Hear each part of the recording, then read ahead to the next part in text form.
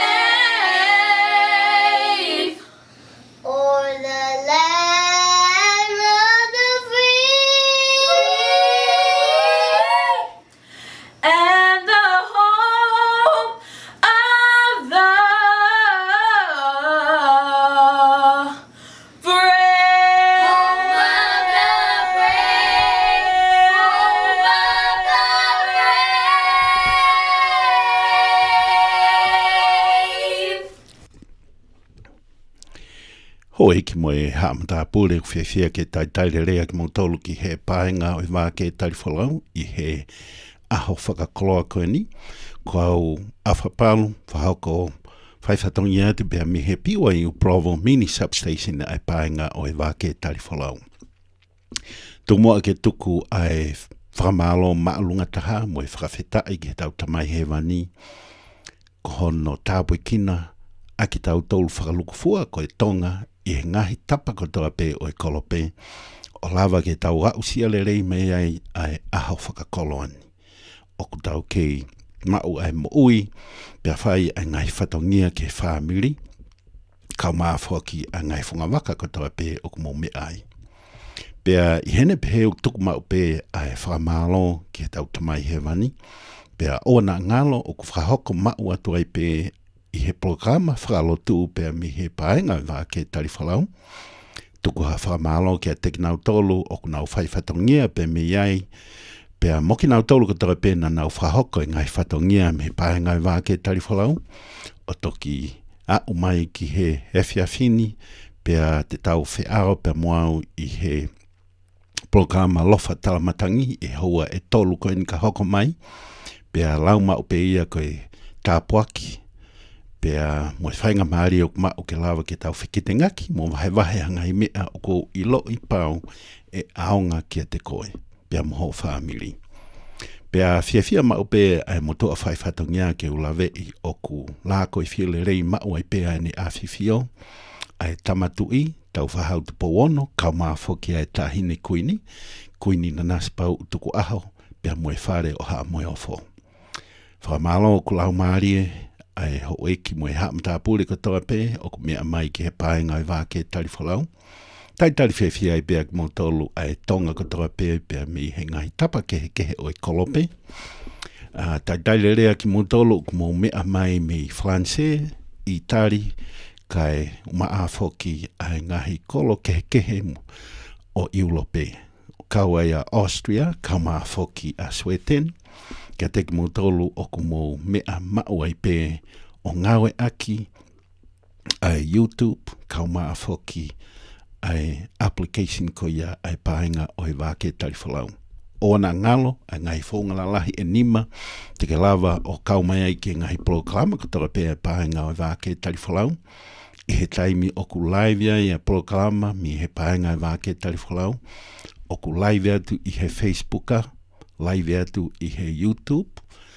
Ka koe tolahi o ki mo tolu o ku mo mea mai I he application ai paenga I wāke tarifolau. Pea I he ne pehe whamalo ia ho mo tuku taimi ka mo mea mai I he application. Pea o na ngalo koe application ai wāke tarifolau o ku tai totongi ia, pea tika lava o download, o ku whakatauka tea ai whaunga ngāwe ai application, he o lava peo ngāwe aki ki he iPhone, pea moe smartphone, pea maha toi phone pe. Pea koe konga koe ia hono tolu, ki mo tolu koe ia o ku mo mea mai I ngāwe aki ai dial-up, tau te whitka teki mo tolu ai kau tau reka ma oha ofa ki mo ngai fofonga, pea whakamalo ia mau ai pe a mo ngai whelau o I kōhiri o lava mau a usi ai ahoni mono ngahi whanonga. Pea I hene pe o ku mau lau kau aki ho mo ngahi whelau pea mau e ofa kia teki mong tolu. Malo ai ngawe lahi pea mi hena. Koe dial-up number koe tolu nonoa, tolu hiwa walu, wha ni menima. Pea ko ki mo tolu ko ia o ku mo ngau aki mai ai website ko ia ai paenga ai wāke tarifolau. Ai a koe wāke tarifolau USA.com.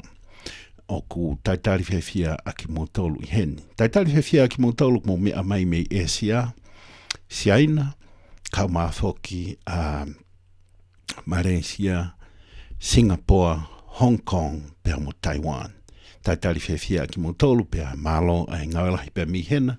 Ka maa whoki ki mo tolu ku mo mea mai pea mi Siapani, mi Hokkaido, Honshu, Shikoku, ka maa whoki a Kyushu, aia oku iai a Fukuoka, ka maa whoki a Okinawa. Pea taitari rea ki mo tolu mo mea mai mi Australia, ka maa whoki a New Zealand, tonga eiki, ka maa ki mo tolu kotoa pe o mo mea mai mi he whanua o I kare, taitari whiawhia ki mo tolu, pea malo e tuku taimi ka mo mea mai ki he paenga o he wāke tarifolau I he aho whakakoloa koe ni. Tuku mo ake taitari rea ki mo tolu e seare iongi pea ka hiri koe pa tau whoki mai o hoka atu e tau programa ki he whiawhini.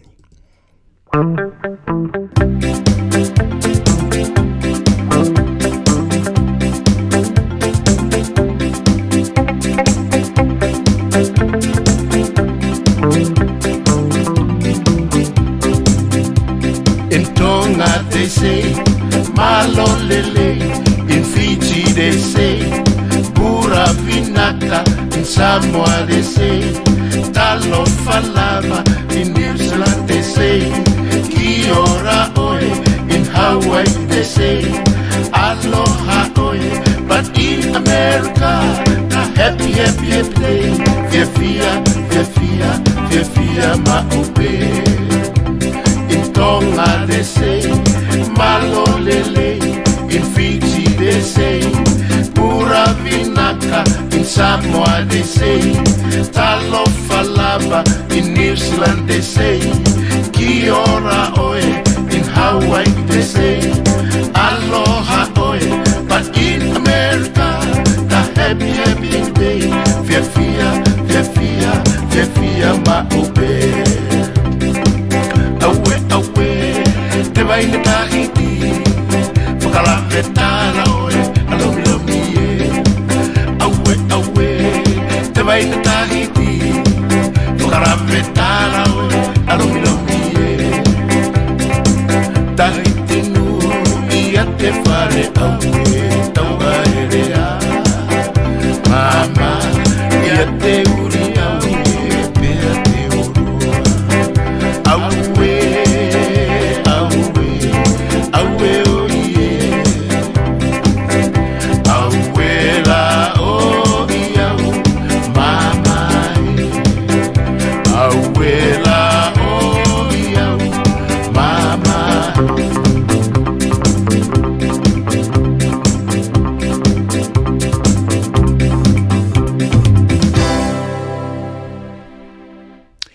Whamalo pito hoi ki moe hamata pule ho mō tūtaimika mō mea mai ki he paenga i wāke tari whalau i he aho whakakoloa koe ni, pia koe aho o ku ea mokomoko a iutāni i he ahoni pena e tō mai a ki tāpuaki, pia milangi, a ia koha ki i uha, ke fui hifo a e fu, pia mokomoko a ea pia maa, pia i hene pe heu tū maua i pe ai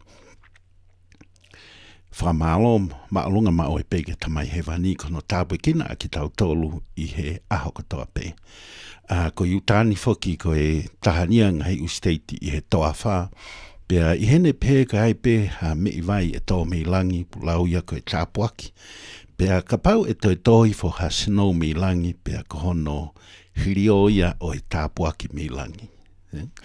Pea whiawhia whakatawange o kulerei ai mea katoa pe pia me hena, pia i hene pehe, o atu ai whakamalo ho mō tūtaimika mō mea mai ki he paenga i wāke tari whalau, i he whiawhini. Ko e hoa hono wa, ko e poloklama tūpau ia i he wike ulaki, mo wike tolu katoa pe, whikau aki pia mo e limu, aia ko lo peti kau fusi me he paintu ua, pia hoko mai ki ai pia mo e taha o i kau ngā ue pia moia i he rimu, hono tuwaki ko ia mono whakatau o e rimu. Pia i he hoa hono tolu te tau to e whoki mai pe ki heni, mahalo e kau mai ai hoa. Te whai hangahi tala noa ki hangahi mea whikau aki pia moia ako, tau te whito ki he university o ku o tui e aonga lahi kia te koe, pia moau, moki mo tolu ko tawa pe o mo mea mai he paenga i wāke tari whalau. O na ngalo, mo eiki pe ka mo share e tau polokalama, ke kau mai hanihi ke he wholoa si e nau mama o me tau polokalama. Kau maa whoki nihi u te kai ke nau kau mai ke tau polokalama. Whamalo ki a Emily Toff Magahiri, ko e production manager ia ai paenga i wāke tari whalau, malo ai ngauelahi pia mi hena. Whaaki vai po me, mahalo o pito ai tūtaimi, pou mai ki he polokalama, pauriasi mo mereane o whahulu, pia me he Kiwi Land ka ku nei i Utah he tainim, o whatu kia te koe mo e hoa, mo e whaamili, pia whatawange u lerei ai mea katoa pe i apina. Hoi ki mo haamata pure o ku lahi mai ai ngahi whiu i whikau aki moi mea na wahe ka ulota pe ke te whai kia ha tānaki. Ko e hui ko e taimi whokieni o e COVID-19 pia u te kei ke osi ai ngahi haa o e mahaki whakaauha koe ni. Pia ko loto ke to'o ai ki whainga maari e koe ni ke whai ha wahe pia o ka pau o ku iai ha o wahe te kalawa pe o tuku mai i he Facebooka, pe ka ho o text mai, ko e whika telefoni, waunua taha tauta noa whanoa ono noa. Pia o ka pau ke mea i ha whanua kehe pa ke ngā aki mai ai Messenger. O ku whaingofua pe ai Messenger te kalawa pe o mauai ko e hingoa pe, ko e awhapalu, o ku ikai ke te aha hingoa kehe e ngāwe aki.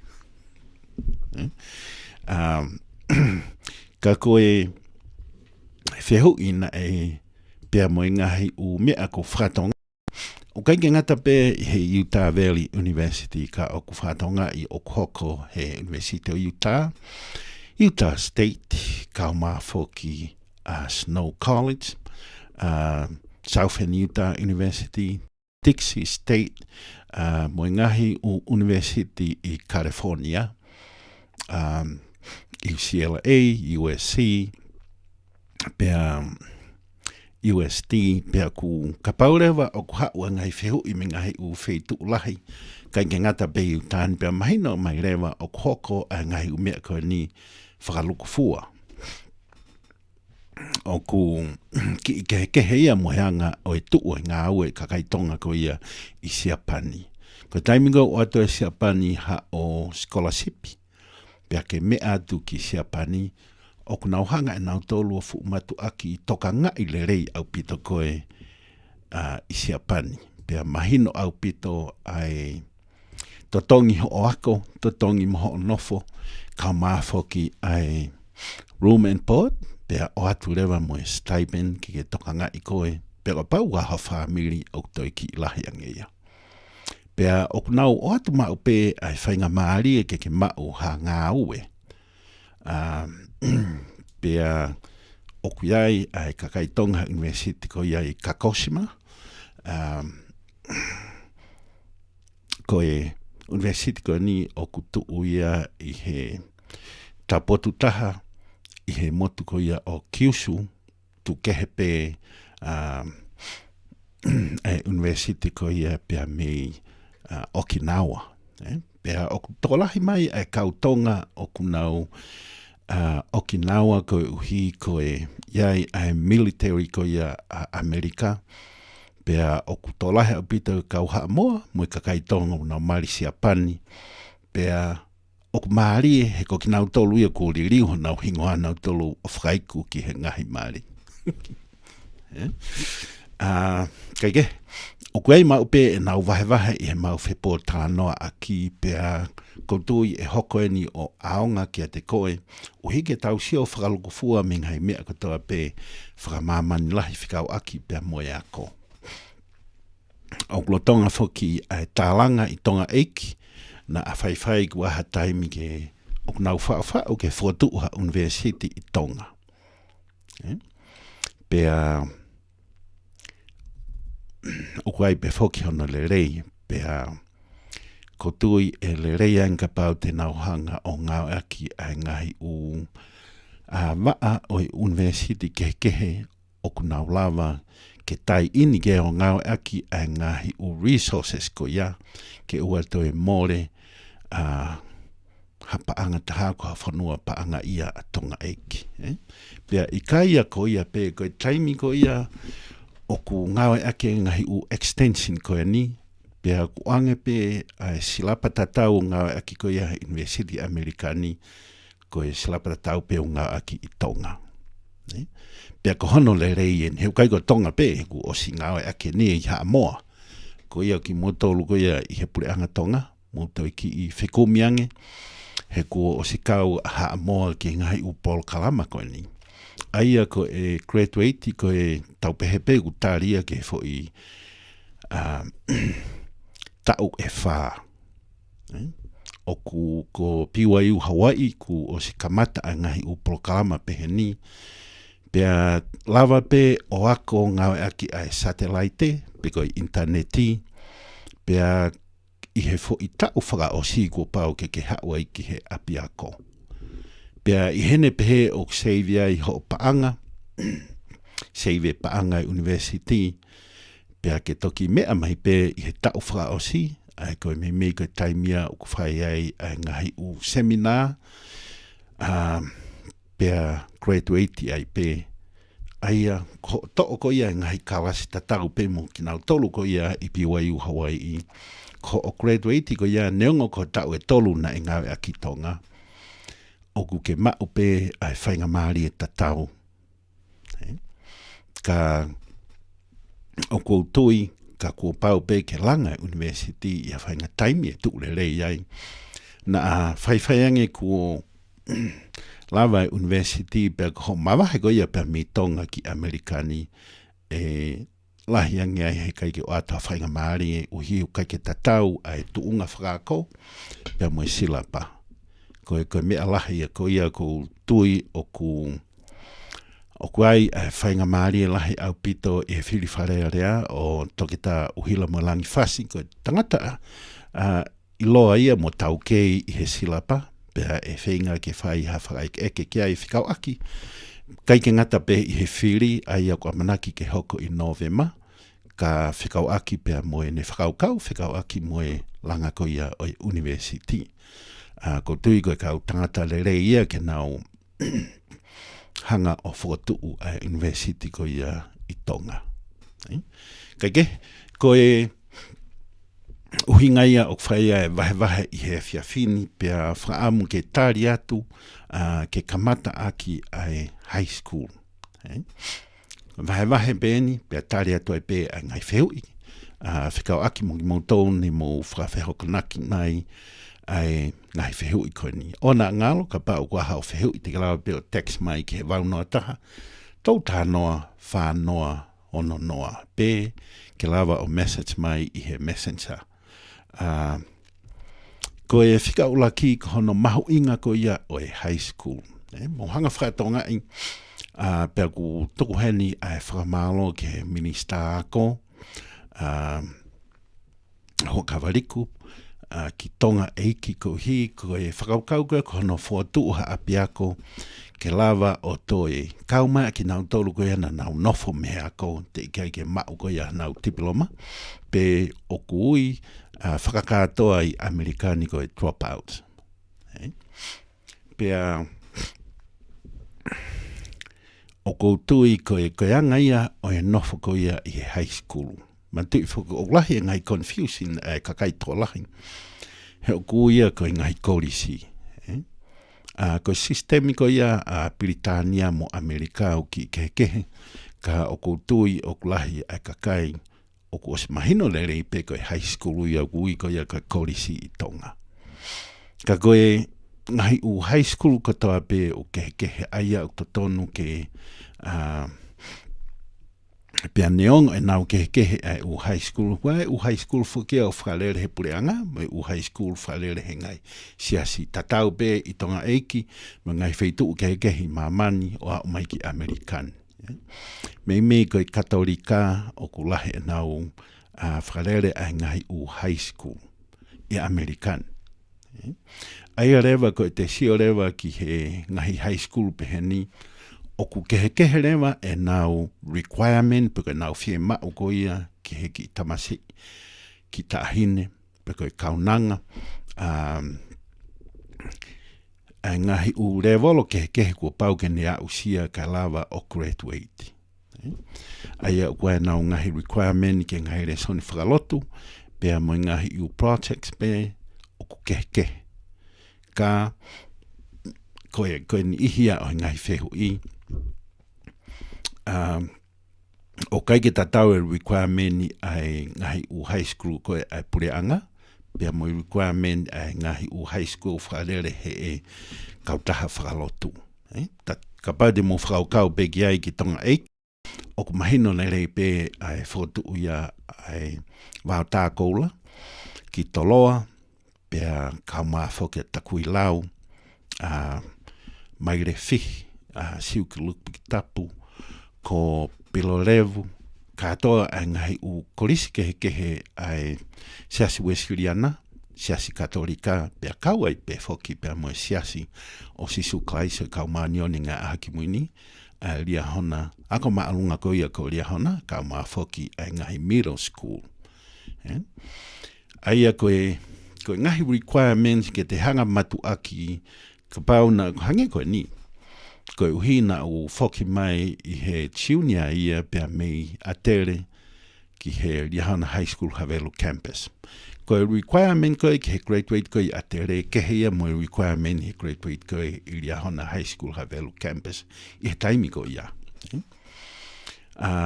O a oi pe ke tainimi he koe requirement ia ke ngahi resoni whakalotu. Pea I hene pehe matu aki talanoa ki he kauwhaiako, kau counselor, ke mahino a requirement whakaako, mo requirement whakalotu kua pau ke ausia koe uhi ka lava o osi pia mihe ako. Ko ngai au mahu inga au pito ke te hanga o whata o ngai. Koe uhi he o ku lahepe ai kakai unau mūnoa pia nau pehe koe hao koe ia mihe government high school ke church sponsor high school o tatau ai requirement ni ka o ku kehe. Ai rewa o ku te iai ai extra requirement nia i he ngahi u apiako aia o sponsor i he ngahi u siasi keke, ngai whunga waka keke.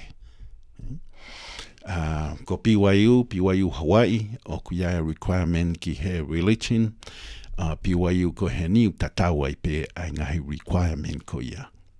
Ai rewa, kau koe pepe PYU koe brand nia, ai o kau kia PYU koe ni, koe main school ia, PYU i Provo, PYU i Hawaii, wai PYU i Idaho, wai PYU i Jerusalema, pe au te ai PYU i London.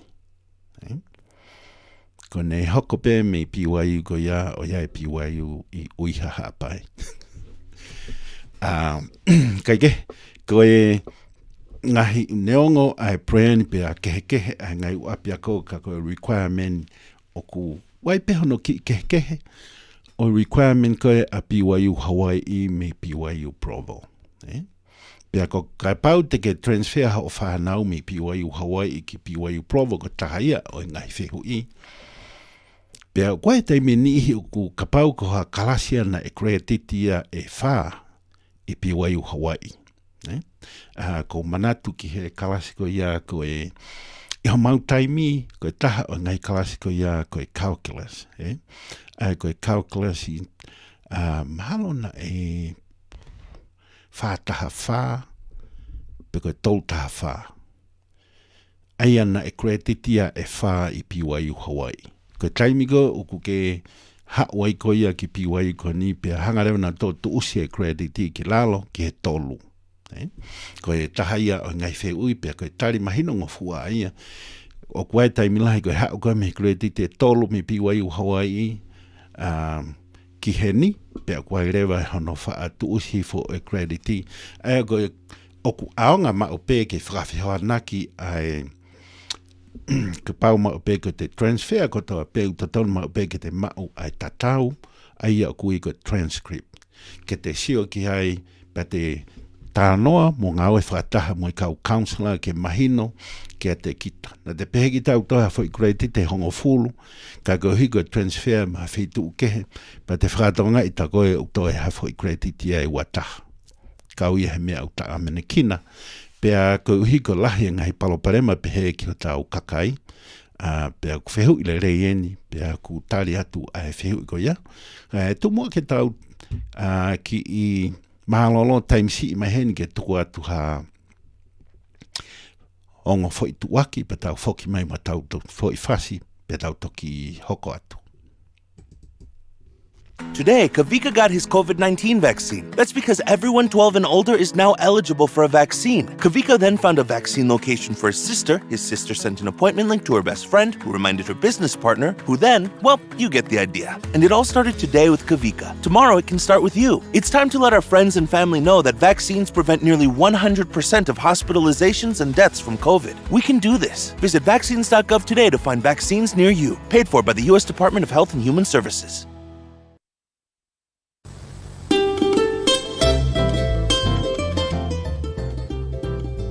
Oe ki moe ka inga tonga o California, i he teu koen ki fōtu e ako e tau whanau, whamnatu at pē koe huku malu i COVID tahaiwa, tene malu i e tō taha kotoa, me he tau tahaua pe tō lahiange.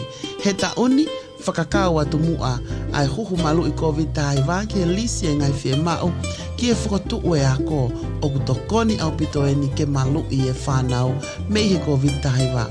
Puka lewa ha appointmenti pe ko kumia kliniki ofi taha ki a koe ngawe aki a www.myturn.ca.gov www.myturn.ca.gov.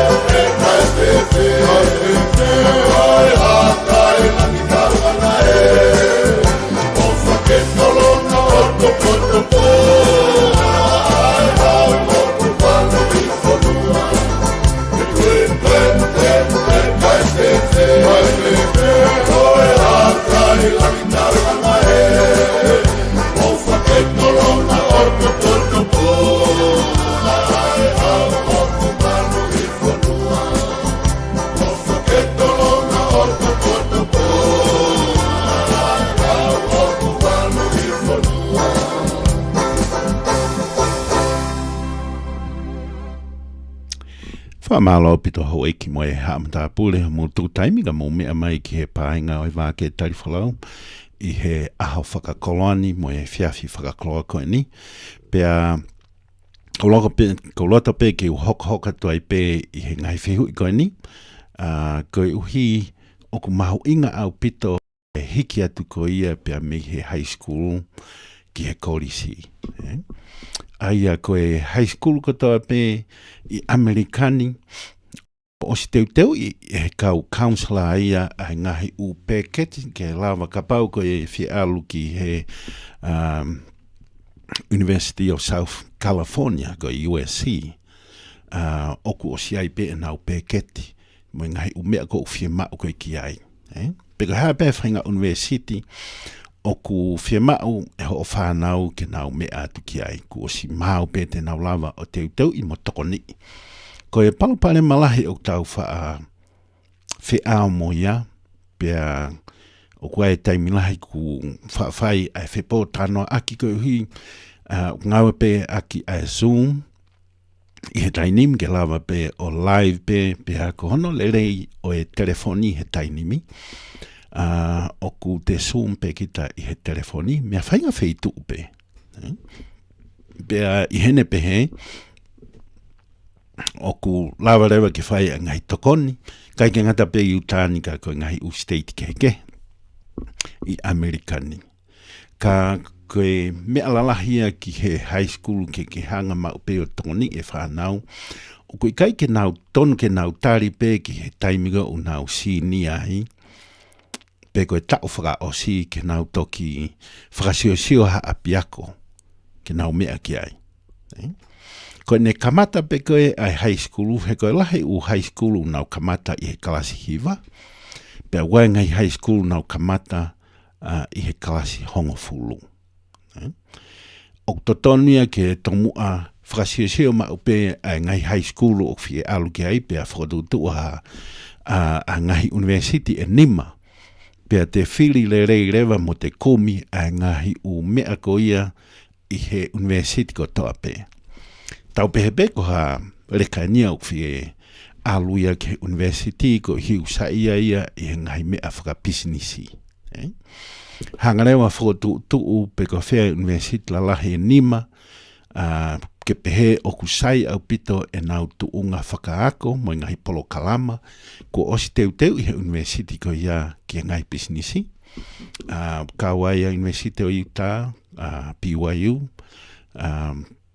USC, Stanford, Harvard, mga I whaitu o keke.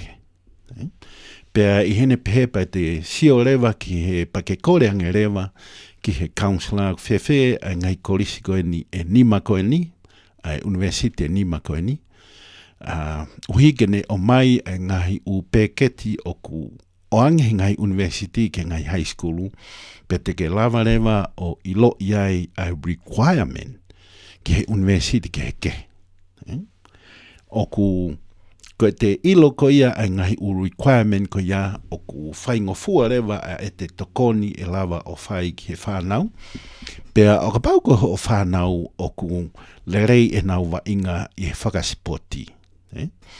Tau pehepe ko football, volleyball, basketball, kau ki ai pia moe tāpulu, golf, pia ko whatonga e ngā universite nihu kau ki ai hockey, pia oa na ngalo ho eiki moe haa tāpule, neonga o ku ngari whakakata, ka o ku kau ki ai pia moe cheerleading, mohanga whatonga ai, ka ngahi universite la lahi o ku nau oange scholarship ki whanau whine, mo tangata o nau kau ko ia I he cheerleading. He koe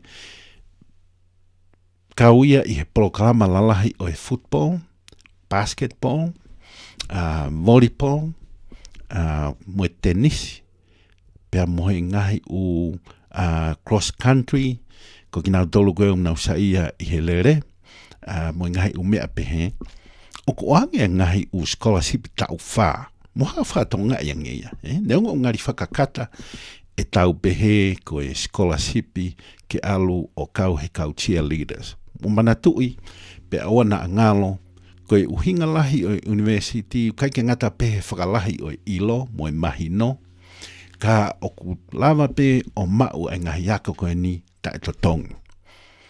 Aki ai ka pau koe tokotaha koe ni ko tokotaha spoti. Pe koe tuunga whakaata mai o mau e nau ngahi scholarship.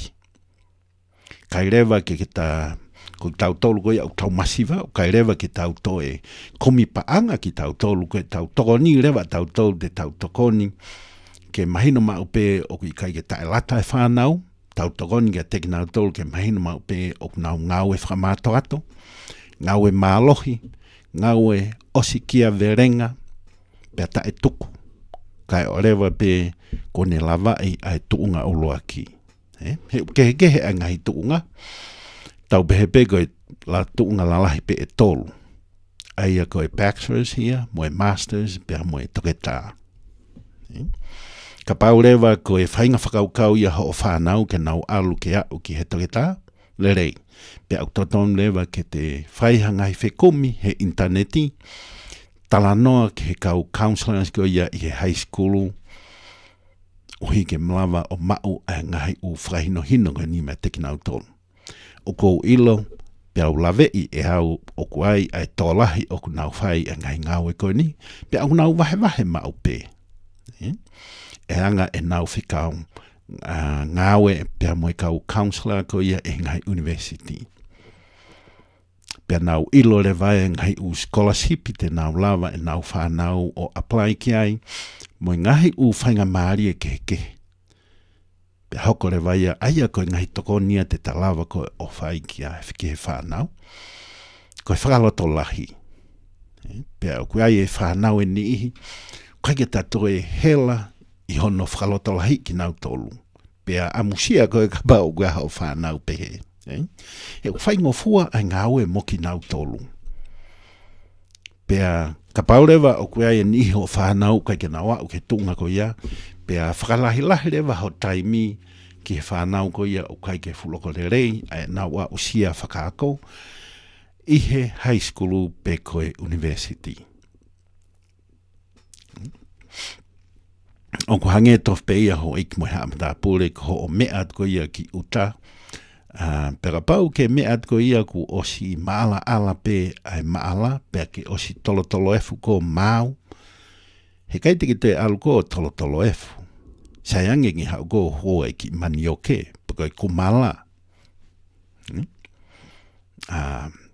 Pena e toha o pateta, pena ke toha o tewe, api wha ato i tuuai e tewe. Ko mō tolu gau te kei ke musio i he tewe, mō kuko pe a e tewe, he ukulahi au pito a e tewe, pa kauia he mea kai mahu inga, pe toi mo uile rei, ka ko ako ne kina ki tau tolu e tau whangakui.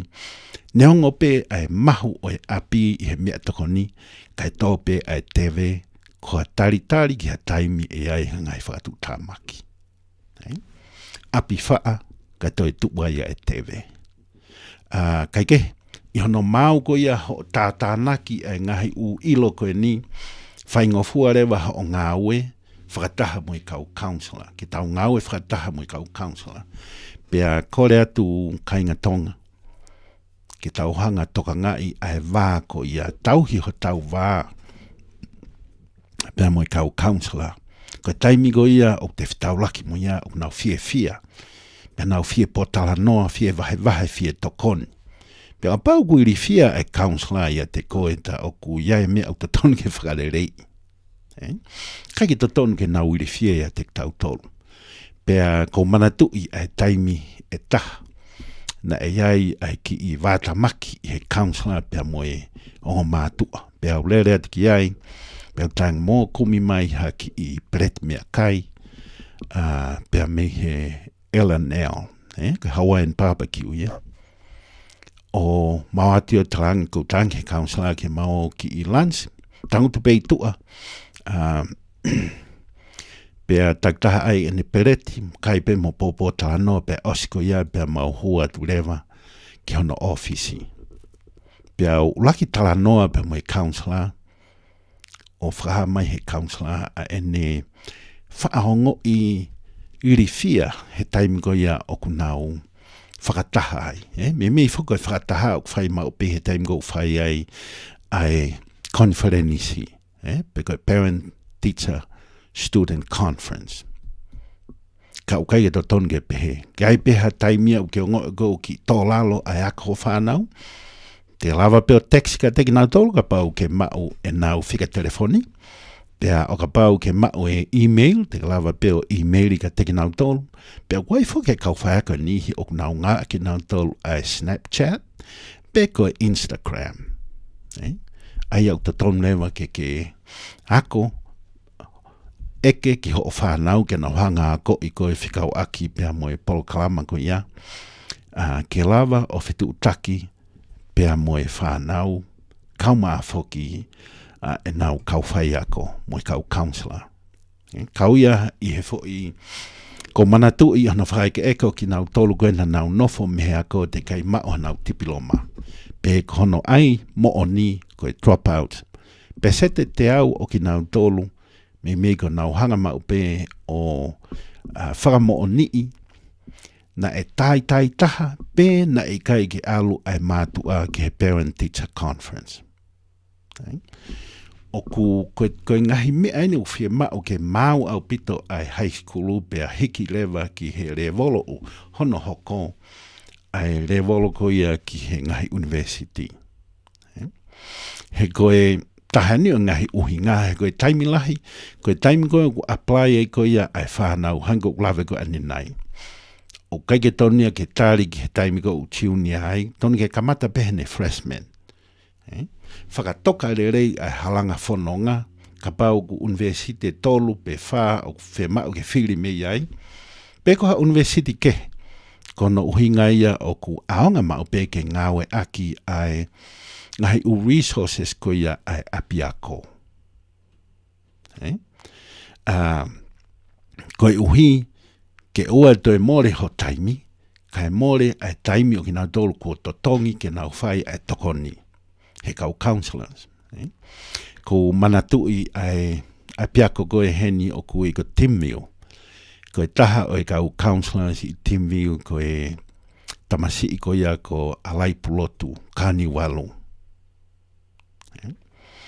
Pea koe tangata eni o ku ne teu ma o pe, pea fia ma o pe, ke whakataha pea moe hongo mātua, kau mawho ke ai whanau, tau te whita ke whanau tonga mo polinsia. Mo manatu ile rei pe ni uncle, he taimina mau i niwa fo ouai. Ngata nei ofa ia tek mau tolu, kau whaiwhe kau. Ka koe tahaiang hei mea au ne whaavahe mau pe, ai mahu inga o i ngāwe whakataha. Ngai whakataha e kau whaiako, whanawako, kau counselors. Aia koe tapatolu ia o ia usia rerei. He koe ia usia rerei e nofo ma upe i loto i he fo i tapatolu. O koe whainga whakaukau koe na tau mau i tonga tau pehe koe koe taimiku aloi ke hea ko pera toka ngai e whai a ko whoki mai ke api toka ngai e koe. Koe taimiku ia ko osi pe ia tau tolu. Ka pau ke mea ngai whanua mūri, kau ia he whakakau ia o kai ke toi ngāwe rerei. O hange koe lau ko ia ai kau seila, koe taimi pe o whai aha wholau ta tonu lewa ke mea gui he kau pālangi, koe all hands on deck. Tu e tangata mo e whiwhinga toa pe o ngāwe.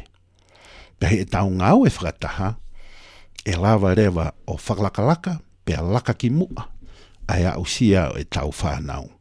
Ko iai e hau eiki mo e haamata pūre, koe tuunga mahu inga, hono teu e whanau ke ma teu mo oni, ke hiki atu pia me he high school ke university.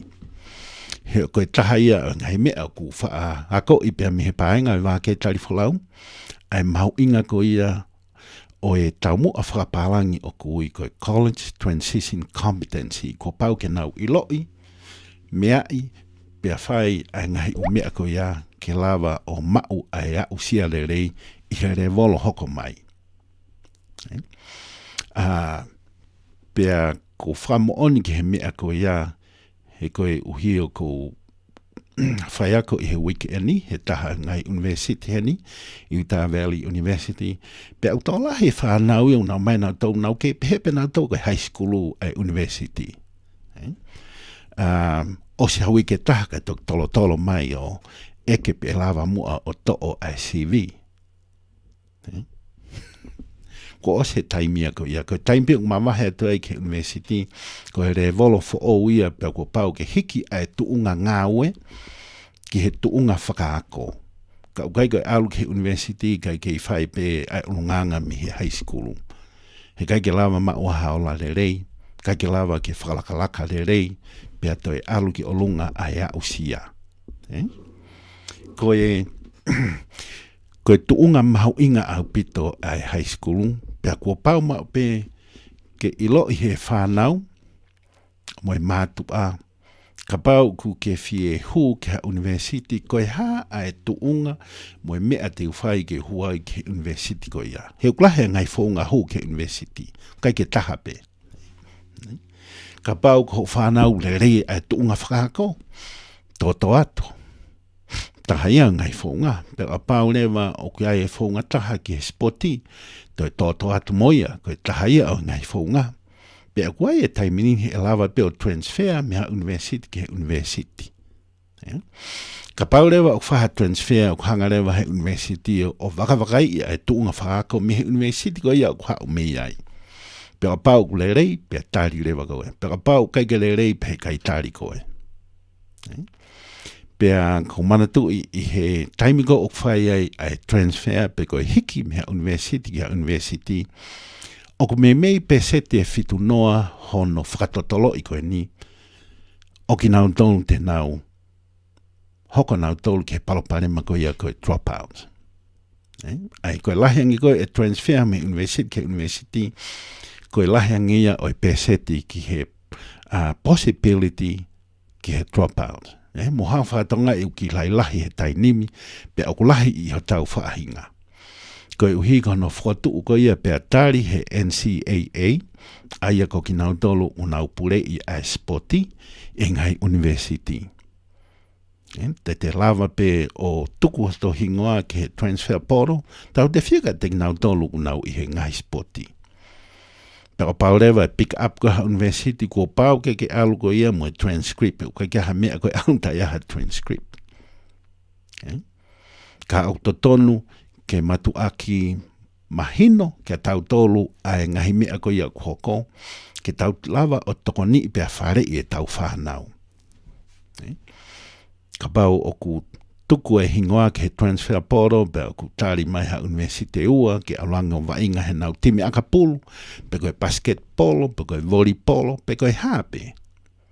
Totonu newa ki tau ilo pe tau eke, whehui. Ke mahino ka tau tolu, he kone mahino ka tau tolu ai process, pe koe anga whaunga, ko ia o hiki me apiako ke apiako, tau te whitu ka pau ko o whanau o kunau vainga spoti, ko e rei angia ai a usia ai whanau pe koe si angia pe seti te nau drop out pe koe nofo me ako. He ko osia o ia I he fia ko ia hono tari mai e he university e taha pe a wakai atu ia o kai ke university. Sen lewa university ko ia ke a whanki I college. Whanki I kolisi o kui ki hifo ta ua ke nao ke a wharerei e nau grade. Peka pau e hoko ia, o e manawa si. Pea o e li fia. Pea peke na o ngāwe malo. Hea ka ke ngāwe malo hange ko e pou nai whawhai e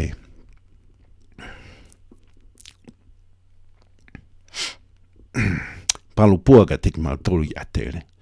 Ko tō taha ko ngāwe malohi uta, e ngāwe malohi I lokiako, e ngāwe malohi I he whunga maka o ke mea ai, e ngawe malohi I he whahamiri, mo e ngawe anga ko ia e iai. Ko tui ko e taha ia o e ngahi hange ko e ni, ko le whamore pe ke whahamiri, ka ko tui ko e whoha ko ia o star lotu le rei, ha upe mi snow ki University of Utah, alu mea I ke NFL. Pe ke NFL pe a he tō tahako ni pe a graduate Pea lahi pea mo ene paanga. Mo hao whatonga.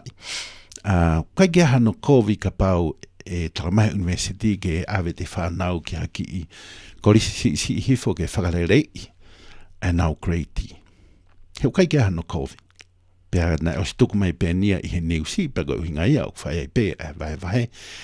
Ka e kore whamore mole pea ki a toki tā star lotu lerei ka hono foha pea me he taki moiaka pea koe taha ia o hingahi na usia lerei ko mau e he toki tā lotu lerei pea mono whamiri ka mawho ki hono foha aia o kutau I he NFL I American koe ngahi na usia lerei ia o whiawhia I e whamiri whiawhia ai whungawaka ko ia o kunau me ai pea moe community, pea une lawa whai ai tokoni, pea ofalahi ki a supi mai rei, kohono ofe fineu, maari pea moe foha koini o tokta lotu le rei, pea mao ngai au sia le rei, pea tokoni ki he ngai mea whakalotu, moe whakawhamiri, moe ka inga foki me he taki moe aka.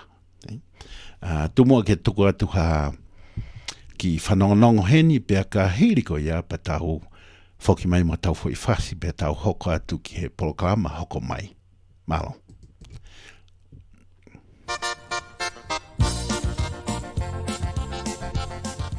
E ho pisi, po mau e taki taunga o tau e futeria ki e ta whanau me whakamapuna.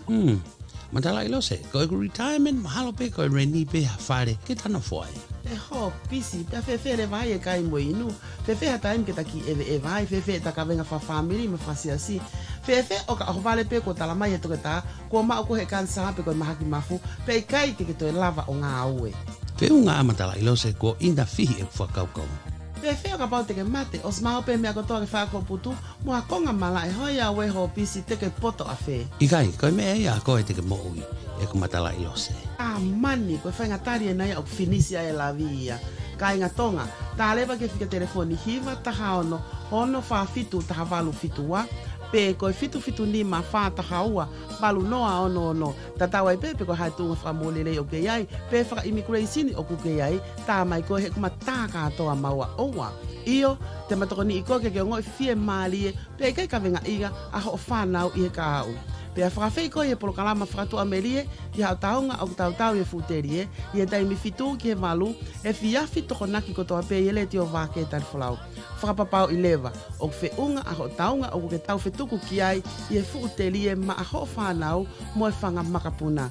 Whika telefoni hiva taha ono wha fitu taha walu fitua pe ko fitu nima wha taha ua walu noa ono.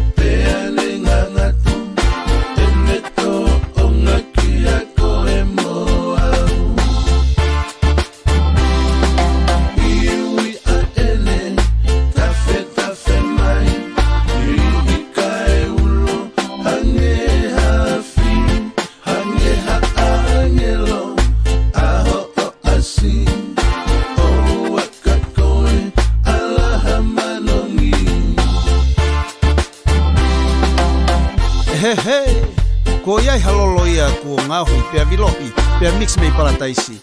Ke whakatori a ngahi whakaamu whakasino mo ata mai. Ke mili pea ke whakasanisani mo masani mo whakamanifi. Pea ke foto aki ia ki hakatoa ngā aholahi. Pea ke toki ilo ai e mamani, ko e loloni ia, ko e tāpu aki mei langi. O ua, he he! Teke a e lolo, kakalatea, ene manongi, whakatalu, o kai fiafi, pea ne ngangatu, ene to o ngaki a koe moa.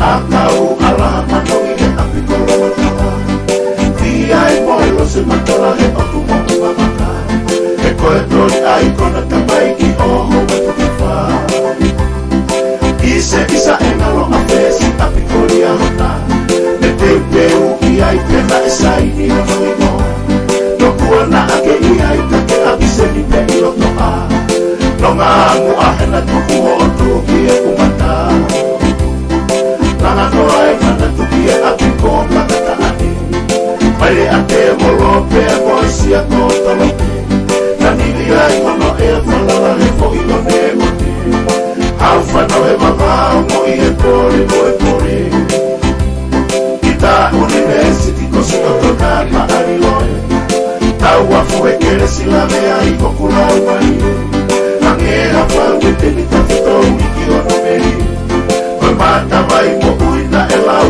e tau sabe Amsia ai manukuna o kune si tata i mohu One mari mari loto e sikola si pina ane iku Si ene tawe kukua o pasi ki e lau o natu Leo ko o whare area to whakamau me tau kua E tāka wipi o hoa te te wha Tori katala he katala i loa Panakari koe mapa fio he ilala O fungani aki ahono siare tafa Takai ono lolo ala pasika Kafeta paki ono tirisikala Isa koe siweri o Aotearoa Fie lau he koe hopo hanga e la a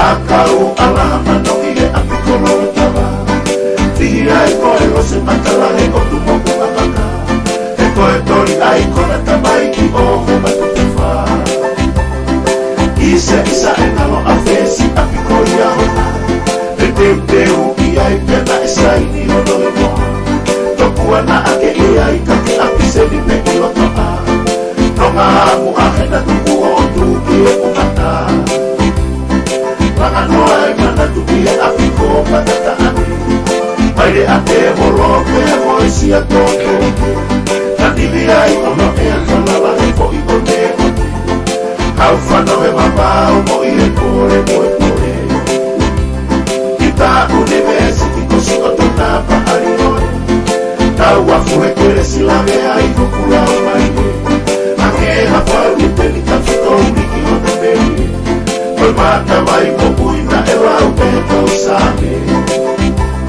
Amsia ai manukuna o kune sintaka i mo una One mari mari loto e sikola si pina ane iku Si ene tawe kukua o pasi ki e lau o natu Leo ko o whare area ko whakamau me i tau kua E tāka wipi o hoa te te wha Tori katala he katala i loa Langa kari moe papa fio me ilana O fumani aki ahono siare tapa Takai ono loro ala pasita Kafeta papi ono kuisi kala Isa koe sueri o Aotearoa Fie lau me koe hopo hanga e la a E tato wipi o hoa te te wha Tori kakala he kakala i loa Langa kai moe mapa fio me ilana O fumani aki ahono siare tafa Kakai ono lolo ala pasita Kafeta paki ono kuisi tala Isa koe siweri o Aotearoa Fie lau me koe hopo hanga e la a Fie lau me koe hopo hanga e la a Fie lau me E ho e ki mo e hamata pule whiwhia ke taitaile lea ki mo tolu ki he paenga I wā ke tari whalau I he whiawhi whakakoroa koe ni. Pea koe programa whoki o e tainimi, programa ia pea mo e limu. Pea taitari whiwhia heni, would like to welcome Andrea. Thank you for being here concerning the limu. And I think Lopeti will join us a little bit later, I hope. So, are you here on the phone, Lopeti, or? Yeah. I don't know. Can you guys see me or not? No, I don't see you, but let's see. If you click on the same Zoom link, you should be able to. Yeah, I can see both of you. Oh, now I see you, but let's see if I can change anything here too. Yeah. Oh, okay. Oh, there you go. Good. So I'll give you the time, Lopeti. So I think will be good if you can give a proper introduction to Andrea. Andrea has a lot of good stuff to share with us this evening. So. Hey, thank you, Dr. Paula, for having us. And I'd like to thank you, Andrea Rosa, for your time. I know it's been tough to try to get you to be with us, but I know Brent couldn't make it, but thank you for filling in for him. And Andrea is one of the top executive for Limu, and that's how I know Brent and also Andrea. They're the first people that I was come in contact with Limu. But I would just have Andrea just introduce herself for just a little bit, and we'll just go from there.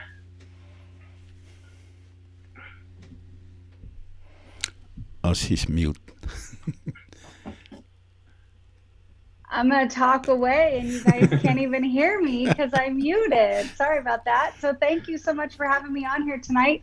I'm excited, and I can be pretty quick. I was just going to share kind of what this industry has done for me and then walk you through the system that we use to, share what we have to offer. So does that work for you? That'd be great. Thank you. Okay, perfect. So just so you guys know, like they said, my name's Andrea, and I have had the pleasure of being involved in this beautiful industry for just over 10 years now, and it has benefited every single aspect of my life. So obviously, I'm healthier today, or maybe that's not obvious, but I'm healthier today than I was 10 years ago. And I play a big part, or a lot of gratitude to Limu for that. We have other phenomenal products as well, but that is the product that I've been using the longest, and it's made a huge difference for my family. But then also with our finances. So when we came here, we kind of were in a horrible financial situation. So I hope nobody can relate to this, but I was in a place where I was behind on the mortgage of our home, and I was praying for grocery money. I had been laid off of my job for about a year and was just trying to figure out something else that I could do to provide for my family. And that's when Limu really walked in my front door. And I'll admit, I only saw the small picture. I saw that I could make, I thought, grocery money, right? So if I could just make a little bit, that would give my family some breathing room so that we could survive, until the next month or until I could get a real job, that kind of thing. And so I jumped on board for that. Crazy enough, I never went back to work because this turned into a career for us. It's turned into a significant income, and it has created absolute freedom for our family. So, was able obviously to, catch back up on those bills and get back on our feet, but then travel the United States. We've been all over the place, and we actually just moved across the country because we decided California was no longer a good place for us. So, all of that came with the opportunity that we have here. So if it's okay, and I don't know, will I be able to share my screen? Can you guys, looks like I can. Yeah, I think you can. Can you see this? Yeah, I can definitely see that. Okay, let me see if I can make it a little bit bigger. It's kind of small on here. Let me play this. So we are, a big part of what we do here is part of our Level Up community, which is purely just a way to help us all get 1% better, right? Maybe 1% better in our health, 1% more in our savings account, 1% better habits. And it's just based on the premise that what we do or who we are is based on what we do repeatedly, and that it all comes down to our daily habits. And so we help people make money, and by leveling up in their life. So it could be, like I said, maybe they just want a little bit more income, right? Maybe they want to get out of debt. Maybe they have some aches and pains that they're looking to get rid of, or some pounds that they're looking to get rid of. We have built an organization based on helping people in all of those ways and many more. And it's all based on a super simple system. So we have an app on our phone. You probably can't see that, but we have an app on our phone that allows us to share everything that we have to offer. And then we have a Facebook group that has videos, it's support, it's pretty much a community of people holding us accountable, but encouraging us every step of the way as we level up our life. And the way you get started is you just pick a pack. My guess, if I were to make a recommendation, I would recommend the middle one, which is our Level Up Experience Pack.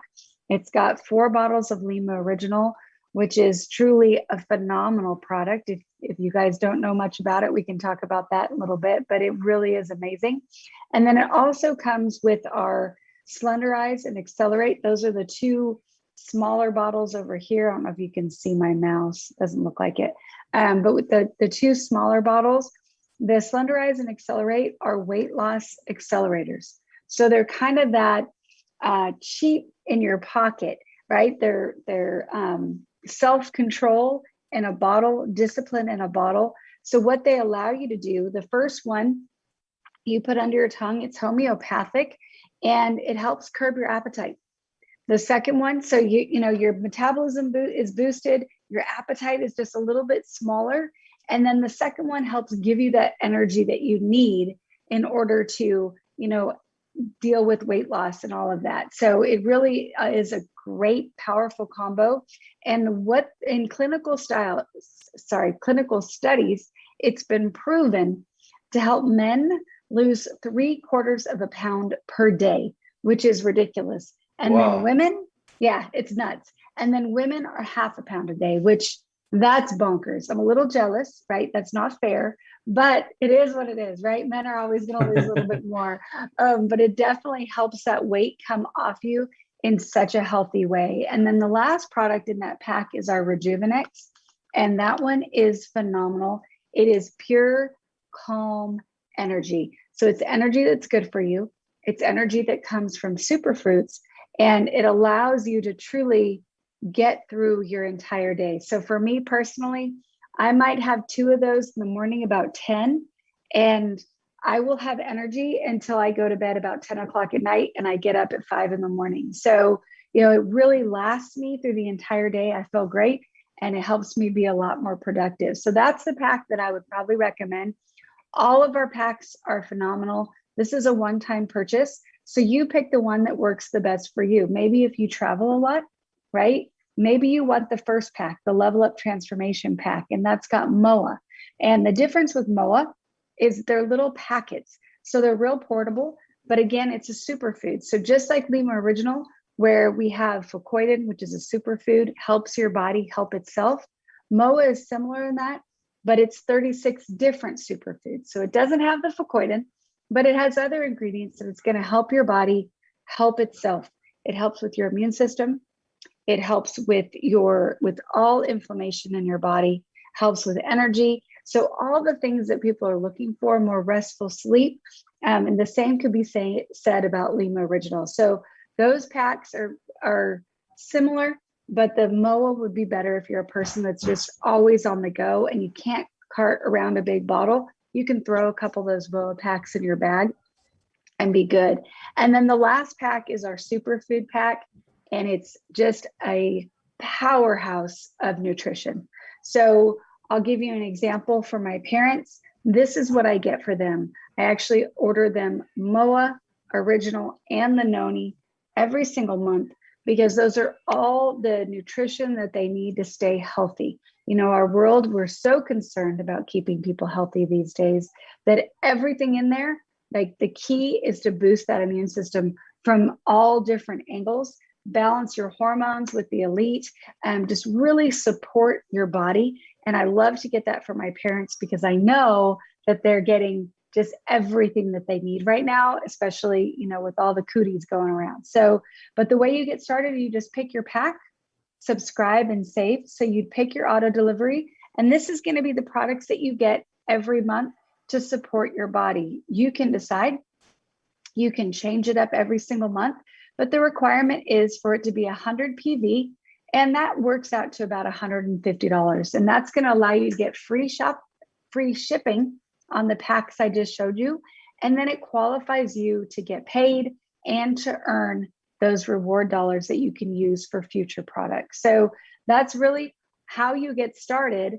And then what we encourage people to do, and you know, every single one of us is on our own level up journey, right? So for me, I'm actually on phase 2. So we'll talk about that in a moment. I just finished with phase 1, but we're all going to do this a little bit differently. But the goal is just to get 1% better. And I don't know about your social circle, but I know in mine, I don't know a single person that just says, I'm good. I don't need to improve my mindset.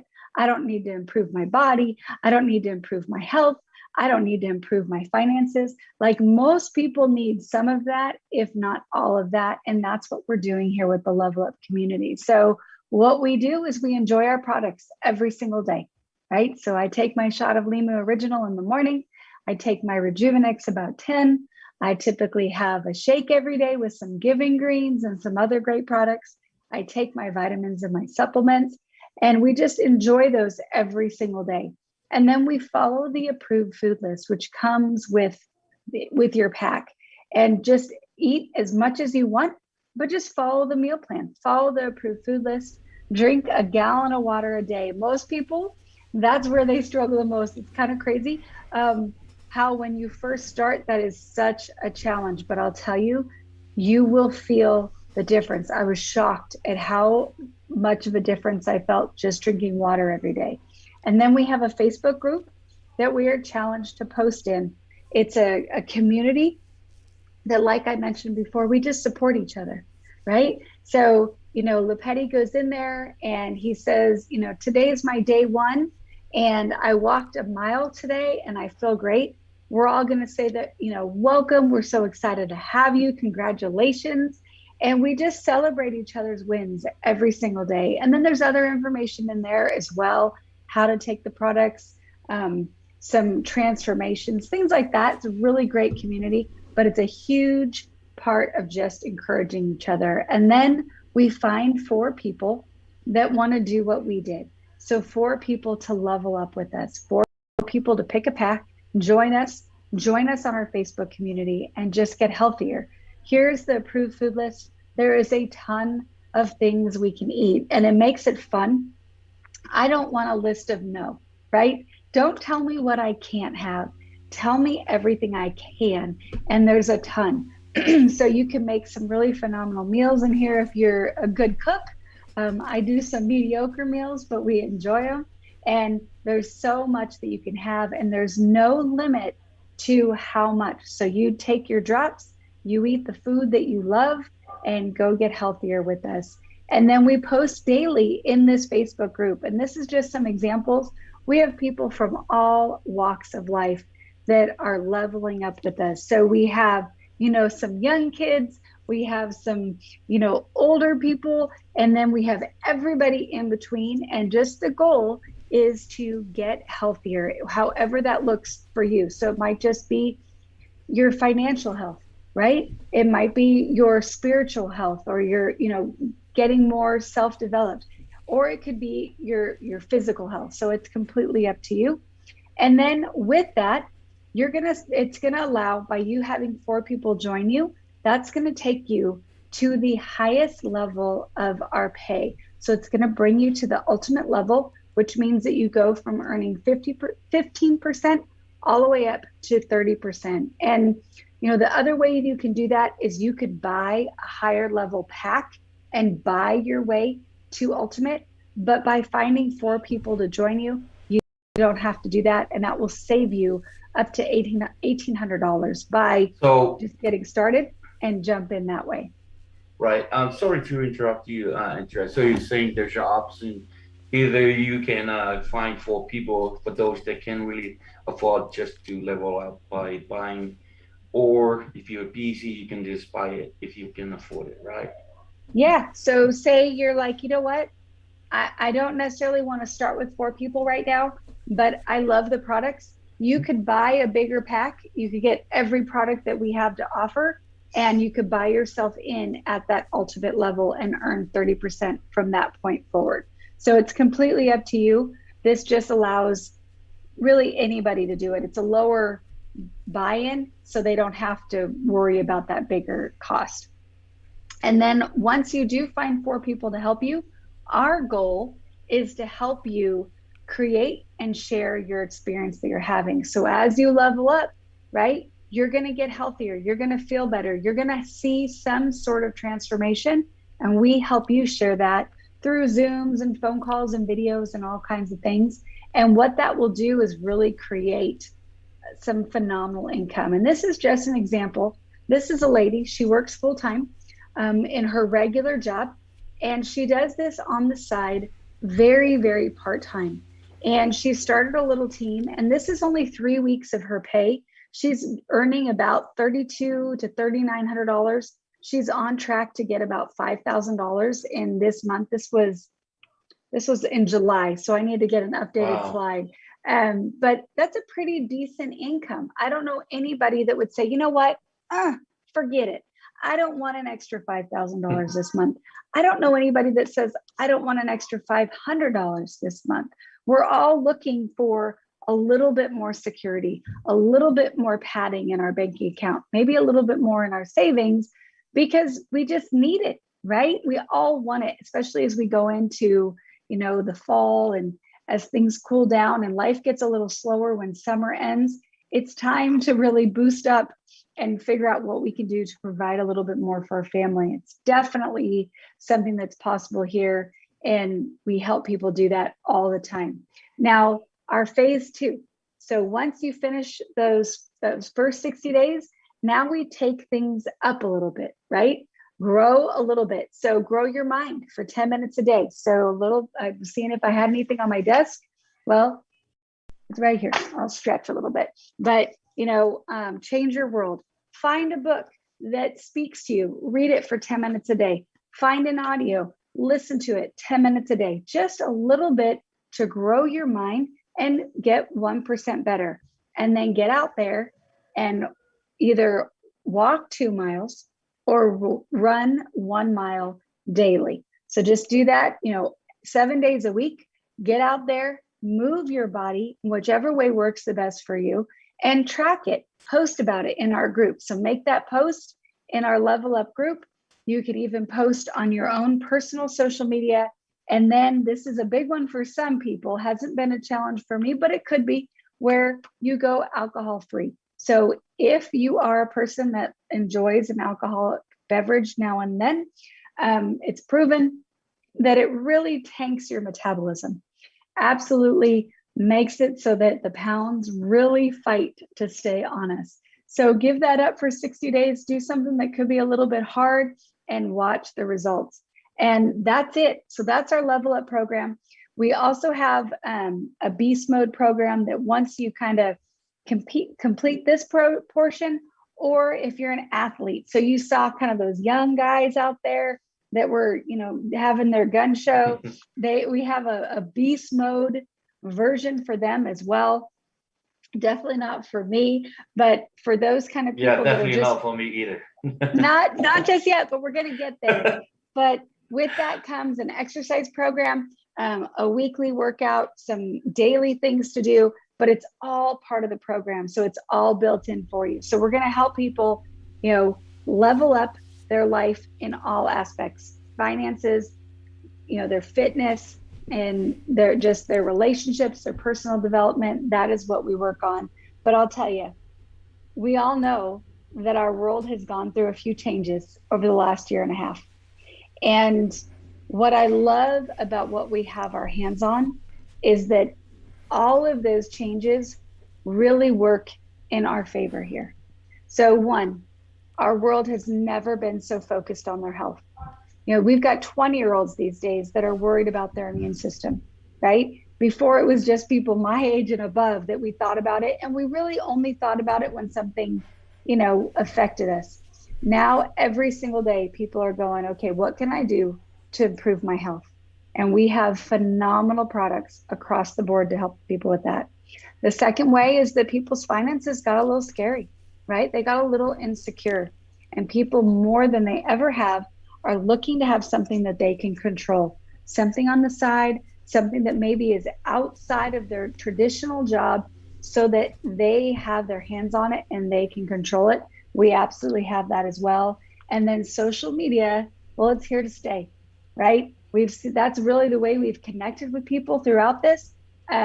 We are a social selling company. So we are designed to help promote all through social media, and with a company that has the credibility of being, traded on the stock market.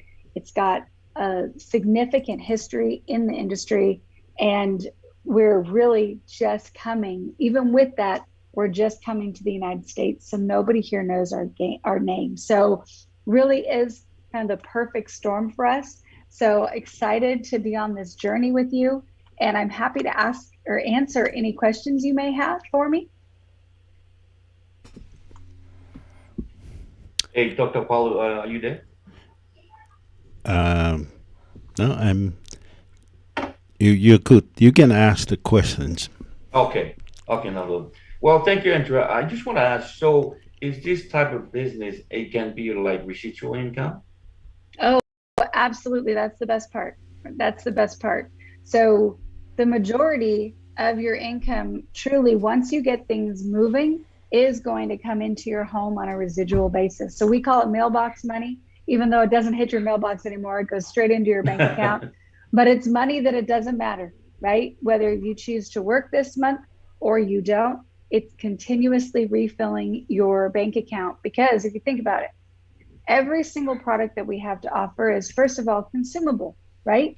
You're going to take it and it's going to run out. But the best part about our products is they create the results that we want. They absolutely work. So you're not going to stop. If you're feeling better, I think about myself, I've got some aches and pains in this shoulder that can bother me sometimes. So you bet that I drink my Lima Original every single day, because if I don't, I feel it again, right? When I'm drinking it, I don't hurt, right? So they're products that absolutely create the changes that we want. So you never want to be without them. You keep reordering it, and there's the residual income. Right. And then I think Limo is one of those amazing products, especially in this time of a pandemic with the COVID. You mentioned about the immune system that it really help boosting that. I think that's one of the very vital things for our health. Like I was mentioning to Dr. Paulo before, I mean, we can always make all these financial like growth and like money and all that, but if our health is not that good, it's like a saying, like it's like without health, it's like a river with no water in there. And I think that's kind of goes both way. It's very important that we also try to make money, but number one thing is our health, because when we are healthy, we can focus and it can help us in a lot of aspects. Another question, like I know those package that you have, those three, but what happened if those that wanted to just start it like slow in their pace, maybe they can start it with just like 2 bottle, or is there an option for them, or is that a must? They definitely can as a customer. In order to come in order to earn a paycheck, we're going to want to get them started with 200 PV. So with that, they would want to get a few more bottles of original, or one of those packs. The packs are really designed to give them the most bang for their buck so that they can get the free shipping. All of that comes in there. So, if somebody, they need to get to 200 PV within the first 4 weeks. So maybe somebody comes in, they get the 2 bottles, and then in a couple weeks they order 2 more, kind of like that. Right. And they can definitely grow up, build up to get to that level to become activated. But the most truly, it's going to cost a little bit more in the beginning, but the most cost-effective way to do it would be to pick those packs. It's going to allow them to get the most bang for their buck. Okay. So, like you're saying, like before, I seen some of your Facebook posts. You're saying that, like, what if, like, every time when you spend money, like in the products that you love, that will go toward like travel and other stuff. Would you able to talk about it a little bit?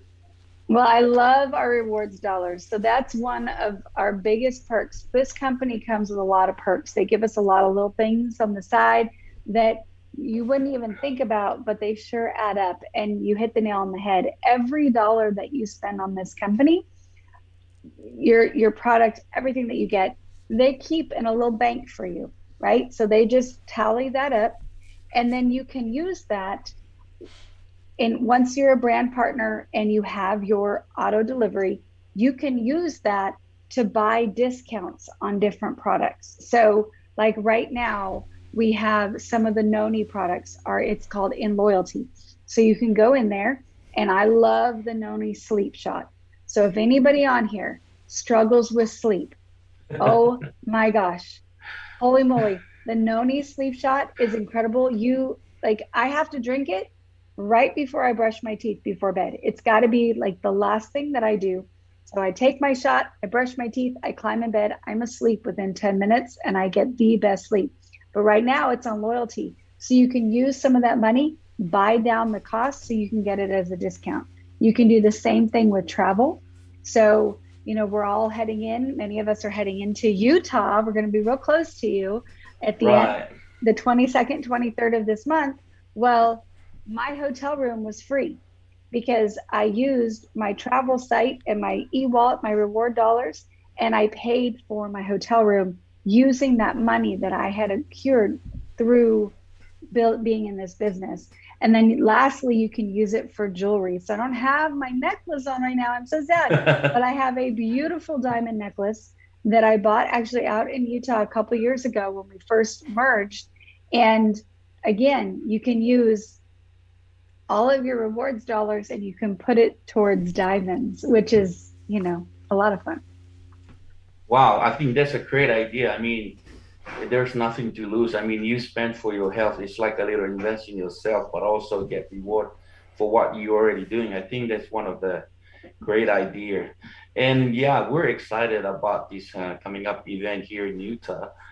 I'm not too far away from Salt Lake City, about like 45 minutes for me, coming down south to Salt Lake City.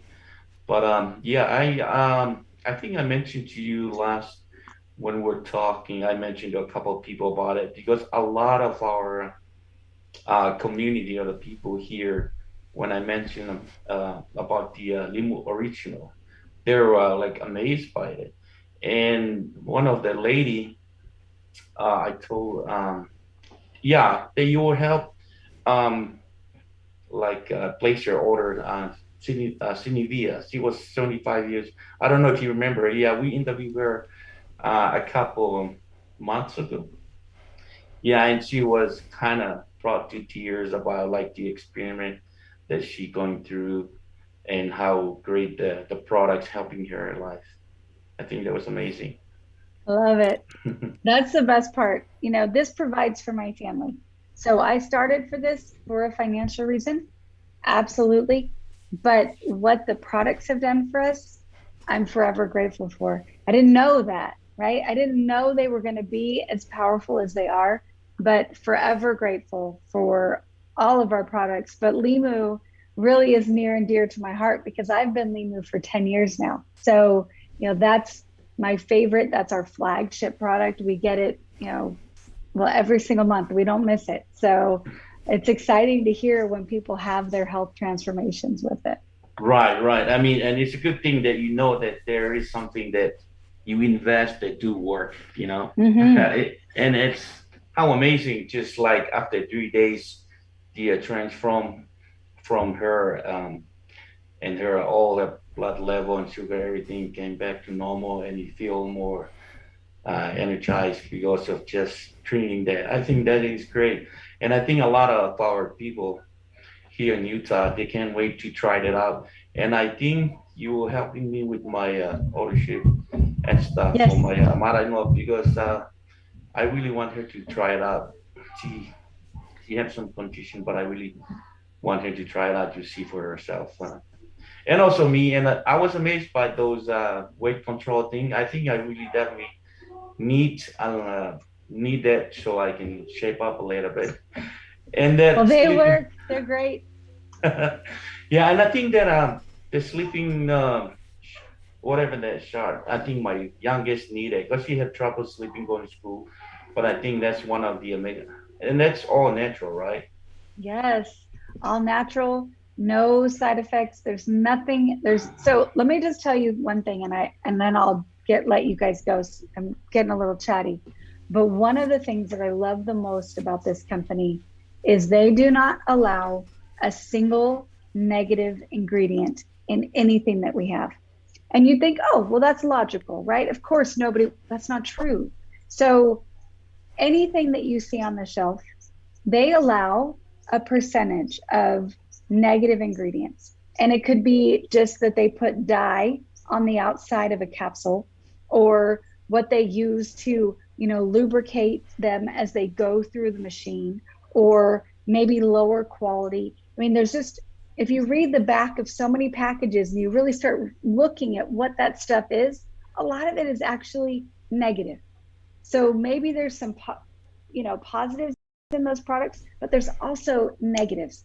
We do not allow, in order to have our certification, there is not a single negative ingredient allowed. So there can't be even trace amounts. So like, for example, we stamp our tablets or our capsules with beet juice so that they're labeled, but it's beet juice.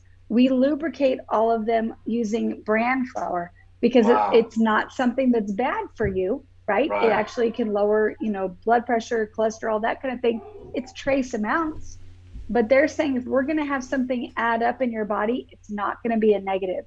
So I would feel like my daughter, I'm like, try the sleep shot. It's great. It's phenomenal because she struggles with sleep a little bit. She's just about 16 and she's got a lot on her plate right now.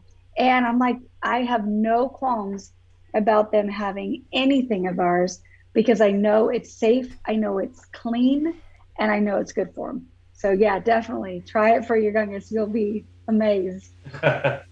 Well, that's amazing. Well, I would like to thank you for your time, Andrea. I really appreciate that. Dr. Paulo, do you have anything for Andrea? Yeah, I was gonna ask, what's the relationship you, Betty, Andrea, and also Brent? So Brent cannot make it tonight, but he's good. What's your working relationships in here? That would be great. Well, so Brent Palmer is our leader. So he is the gentleman that I joined in the business. He is truly, he was the highest income earner with Limu and the master distributor. So the company and then him, and he brought our entire organization over here to the new age. So he's the head honcho and we call him coach. So he's the gentleman in charge. And I work closely with him. I've been partnered up with him and mentored with him or by him for going on about 8 years now, maybe a little bit longer. So the majority of my career here. And then we had the pleasure of meeting Lepetti a few years ago and working with him just a little bit and recently reconnected, and he's partnered up with us as well. So, truly, Lepetti is, and you would be in just a phenomenal position in the company because you really are right there with the leader. So if you ever hear people say, oh, only the people at the top make the money. I don't think that's true. I think the people that work make the money. But even if it were true, well, guess what? That's really where you are. So you're definitely in the right place at the right time. Yeah, I like the way that he's coaching. He's a good coach, very positive, and you can feel the energy from him. So he's always on Facebook. I like a lot of his things that he quotes and things like that. And he's a good business leader. And I appreciate getting to know him, and Lopetti knows him, and you know him. So it's good to know somebody that you can trust in this kind of business, and with the limo and everything else. So.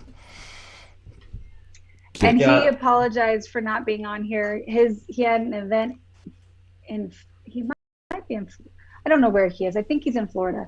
But he had an event today that ran long. But he did apologize. He said that he can definitely do it next time. So to reach out to him, let him know. But I got a frantic text message saying, "Can you please help me?" I said, "Absolutely." So glad that we were able to connect and I was able to stand in. I don't hold a flame to him, but did my best. Yeah, I think tell him we said hello. We miss him, but next time, most definitely. Okay. Yeah, and just to let you know a little bit, Andrea, she's one of the kind of person that I always kind of lean to, helping me with all the order and some other people that have struggled with their placing order. So she is the person behind everything that I need. And I'd like to thank you for that. Really appreciate what you do. You're so welcome. Yeah. It's my pleasure. Awesome. Thank you. Thank you, Andrea. Thank you. Thank you, gentlemen, for having me on tonight. I hope you have a great evening. Okay. You too. Have a great evening too. Bye-bye. Bye-bye. Pea hoik mo hamata pule ko e angaia o ngai tokoni fai Andrea ki he mo tolu ko ia uluaki o mo fie kau I he business ko ni te lava pe ko e o fai a business ko ni I ho taimi pe ia o he weekend ni kau ke lava I o mawai ai rimu kau ma foki ai nonu mo ngahi u products ke he we cosmetic product ai o ku le rei mo fa ofa au pito kage tugate ai taimi ke alopeti tau ki hokat Alo pito Dr. Paulo ya alo lai fai mai me feituna hangi ko lau ke to taha ko tafa pa business ya ai ku kage pe he ko e ko kina tolu pe ko na I orunga pe na wa osia ko na la fai hangi ko lau ke to taha ko ni we have everyone from all walks of life right ko ia ko ngata fa aki pe neo mo pena o si wange pe ko au neo mo ko e tu nga marunga pe na o si gai ko high school pe malo pe fa olo ka ko me ko ni hange ko fini ko na to kau fo o mai ko ne part time ni pe ko part time na to ku mai o ku ne ngawe o ku me la ka nge ne va part time ni ne full time ka musio ke ka ku ko ta faki fa business ka ko huinga fo ngala fo ki tau a fe mai ki ta fa ko ni ko nga ko ta fa fo mo le ge ko ia na u bo si mo we ke mai ko ni to la ha te ka kai na se ko ta no mo ki na to fe ka ki te le ko ya li para na fu o vale a pito ko ai mo fa nga ni o ke gai pe ke na ilo na to ko ha va a li mo product ko to va o hange ko ta programa ki mu a pe te mai na to o me ko ni o winu ka buka ko ia ka ku Fefe Lopet ke ta tumo ke tuata ki fo I tuaki hen pe mo fok mai mo ta foi fasi pe ta tok foki ki he tau mo ako ia o fra osime ai he ko kau ia tau mo le rei au pito ki fai kia hato I pōtala noa he utawanga maheni I he ko le bege hufanga e whakatapuka ma whoke talamalu e whanua, ka ngā kia ngai rea mahinongo fua. Utawanga maheni ki tautolu i he mau mea tokoni meherimu. Ko e inu meherimu, ko e koha mea ia utawanga ki ai. Pea kore pe mua e tuatu ai ki fo i tuake ua koe ni, ta fo i whasi pe tau toki whoki mai o tari mo wahe atu whekau aki pea mo e whehu i koe ia. Ko e whananoa ma ke he ni mai ka inga o ngau nofo e wahenga San Mateo, pea me San Mateo County Office of Community Affairs. Whanatau ke lao o pure anga Amerika kai o maa pure anga wha state o California. O whie ma o ia ke toi whakawahenga fo au ho tau ngahi kolo, o whakatatau ke whiliuri wa ke toko lahi i he ola o e tohi kakai i e ta o e hongo fulu ko toa pē. Ko e whakalele i koe ni e wahenga San Mateo e toko nia ke kau supervisor whakawahe. Ko ki nau tolo nau toka ngā ia patset whakatau e wahenga San Mateo, aia o whafuafua ke paanga e tolu piliona peto e lahiange. Ko e paanga koe ni o kune toko ni e ngai polokalama ke, o hange koe ngai service fa sosiale, ngai polokalama ke malu i ai mo uilele e kakai, ngai polokalama tokoni ke ngai nof anga, ngai polokalama ke tukuhau e ngai api, ko hono tāna ke paanga tukuhau, ngai whiri mo palo tikai uma a foki ai polokalama ke hao mo e malu e kakai o San Mateo County. I ene mahu inga pehe ai toi whakalelei e ngai wahenga o San Mateo, o mahu inga o pito ke kao mai. O whakahoko e ngai whataha i interneti, pe koe whataha pe i Zoom, pe te ke mao e ngai aho mo taimi i a website www.smcdistrictlines.org. Ko whainga maari e eni ke talanoa ai ki ho au sia i San Mateo, te ke aweai ho le o whikau aki moho o wakai, ki ho kaunga api moho kolo. Te mauto atua ngai whonga whaingofua au pito ki a koe, ke o mai ai ho whakaukau ki he ngā weni. Te ke lawa o seni aho o ngai comment ki e email districtlines@smcgov.org. Waka ilewa, ai website www.smcdistrictlines.org. Ki e whakaiki ki o ngai taim whataha, pea ke tau kau kotoa ki ono toe wakai i ai tuunga ho tau kolo i he wahenga o San Mateo.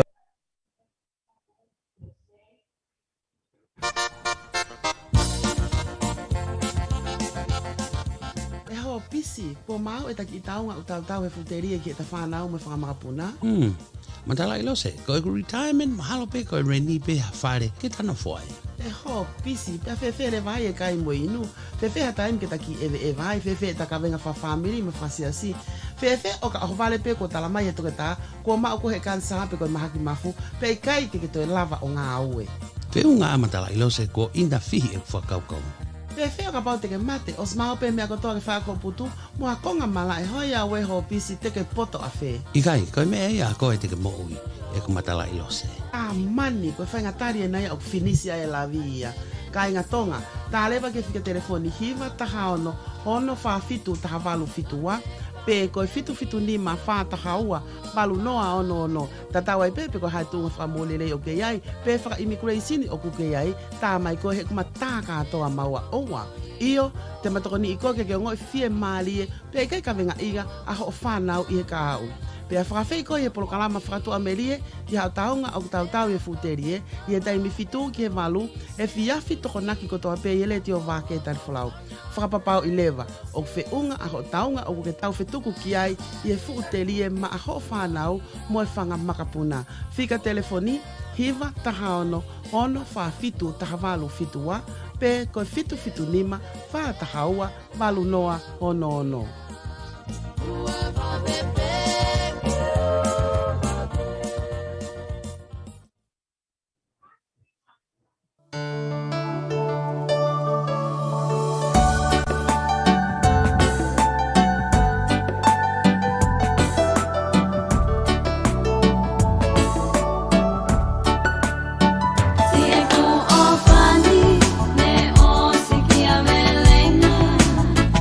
I vai com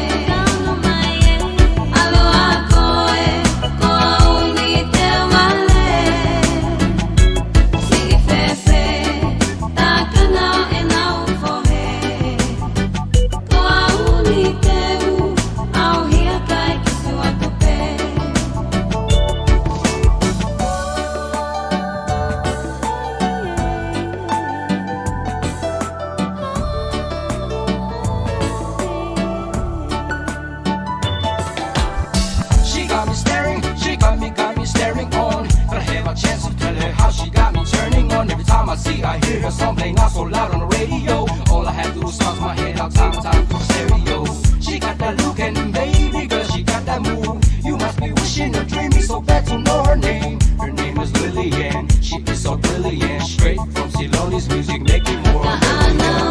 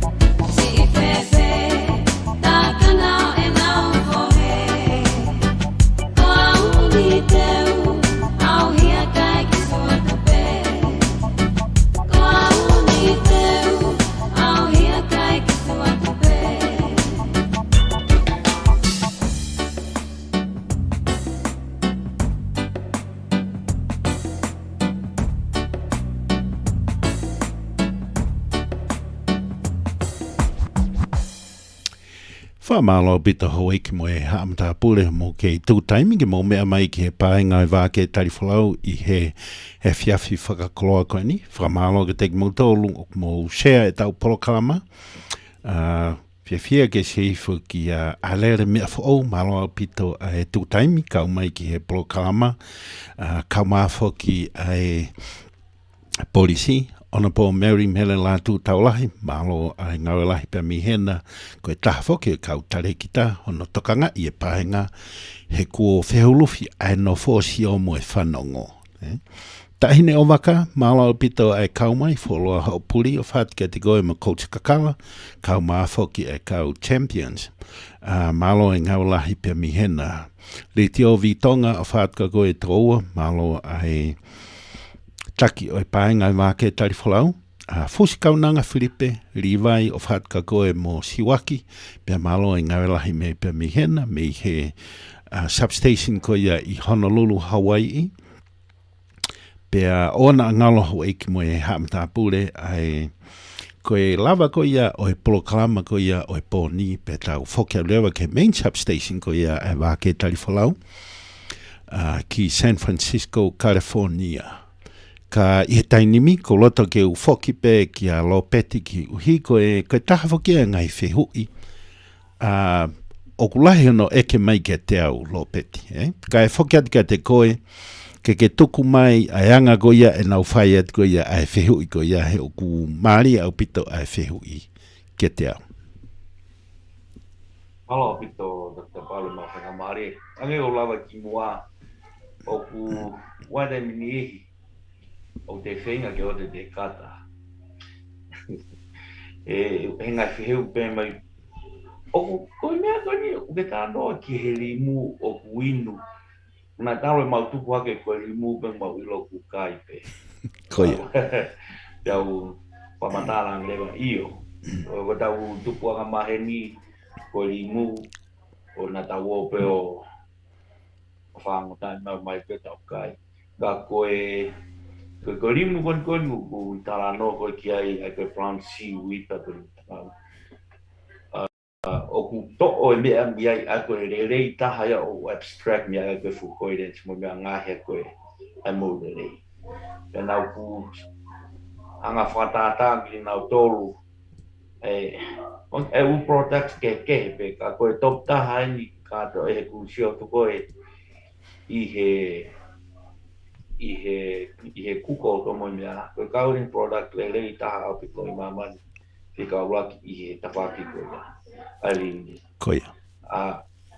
ko hangi ko glava ki mo ki na to ko na ka mo ki ke na wi ko tai ko na ma ulere mai hangi ko mo entry ko na ma ulere mai pe original Koia. ki hagon ge wa fe wa ta ha ma ore fa nga ma re to le re a pi te na ga to mo no research mo no te me ta to o ma wa ko 5x a guri man ni ma o ta hangi ko la ko ki fine ki ko ni tapu pe moia Chinvia I California tau fitu nima dane ahi te ai limu ko ni ospe ahi to te alu si holo ka tana ka to no molo pe ke ngata pe ai ko ni ngo wivi hena ta mai fine ki ko ni hena ne to anga foi akau me to ta kana ni ngo pe hela ia mau pe hela ia mau pe ma ko o ko giro po ko ngau a foi akau na side effects ka ko time ko na nei no ko mu ko ni na ka ke pe ko no fa no ko no inu ko ti ani se o pe fa kana matua ki no pe ma ko ma ko ke alu ai me ki lo ko no system ke nga ko ke si o re ke ko a ho pe to lu o ke ya u ya wi ke ta pa ta wi lo le ba no le ko ai mu me kana utano pito ke tola I ka kai sore ki na fu fe ma o pito ke o tamai e na limu ke na kia ke na sio pana na e ke bahangi o a pito hangi pe fe pe ko me a winu ngo fua nga ha tau fa ka ka nga ko limu nga ko ha fu mi o seni ma fa tapu ye fa nga ha te hangi pe ka te alu wa ka te ngo na nam bua tahi mo nga Koia. na ai gai ko limu ko ni te inu ko o ku inu ngo fua ka me ri ko me ko ni fa kana tula na ka to a ai lesi ko mango ko me peaches mo me o kuna o nga fa feriva fa na tula o ke ta asuka ko me ka na ki ai artificial ko e fa na tula pe me ko ko Koia. na mari e tama ko na hanga na to finga ke na hanga o picture wanga fe go na ka ko no money pe te to sene te link mo mea ya mu o ta le ba mu po hina o spe u ke ta pa mu ta mai le ba ta la mai Koia. a sio ke ka ko ke ya pe mo fa hinga na e ke mai ai le rei ko ia pa na o sila ban ki ai ka ia ai fa hinga na o ho vale a pin na to he talangi ko ki fika aku ko pe mo mafu ko e lo to ngalo tamana masi o ku kau na fu me ala hiena e ku nga ko ta ka kai me ko pe se tia fitu mo fu tupu e ka kai to me o ma tau no fungia he ha ki ko mafu Koia. Pana utalang ke ko va me ta ha pe e ha e wai polo kalama kona na lave ke ha entria rosa ai wata hamu o lava pe ke na o mai ki ai ke na mai o mamata ai mo mai o meat mo kakai o na I olunga ko programa no whakalere Koia.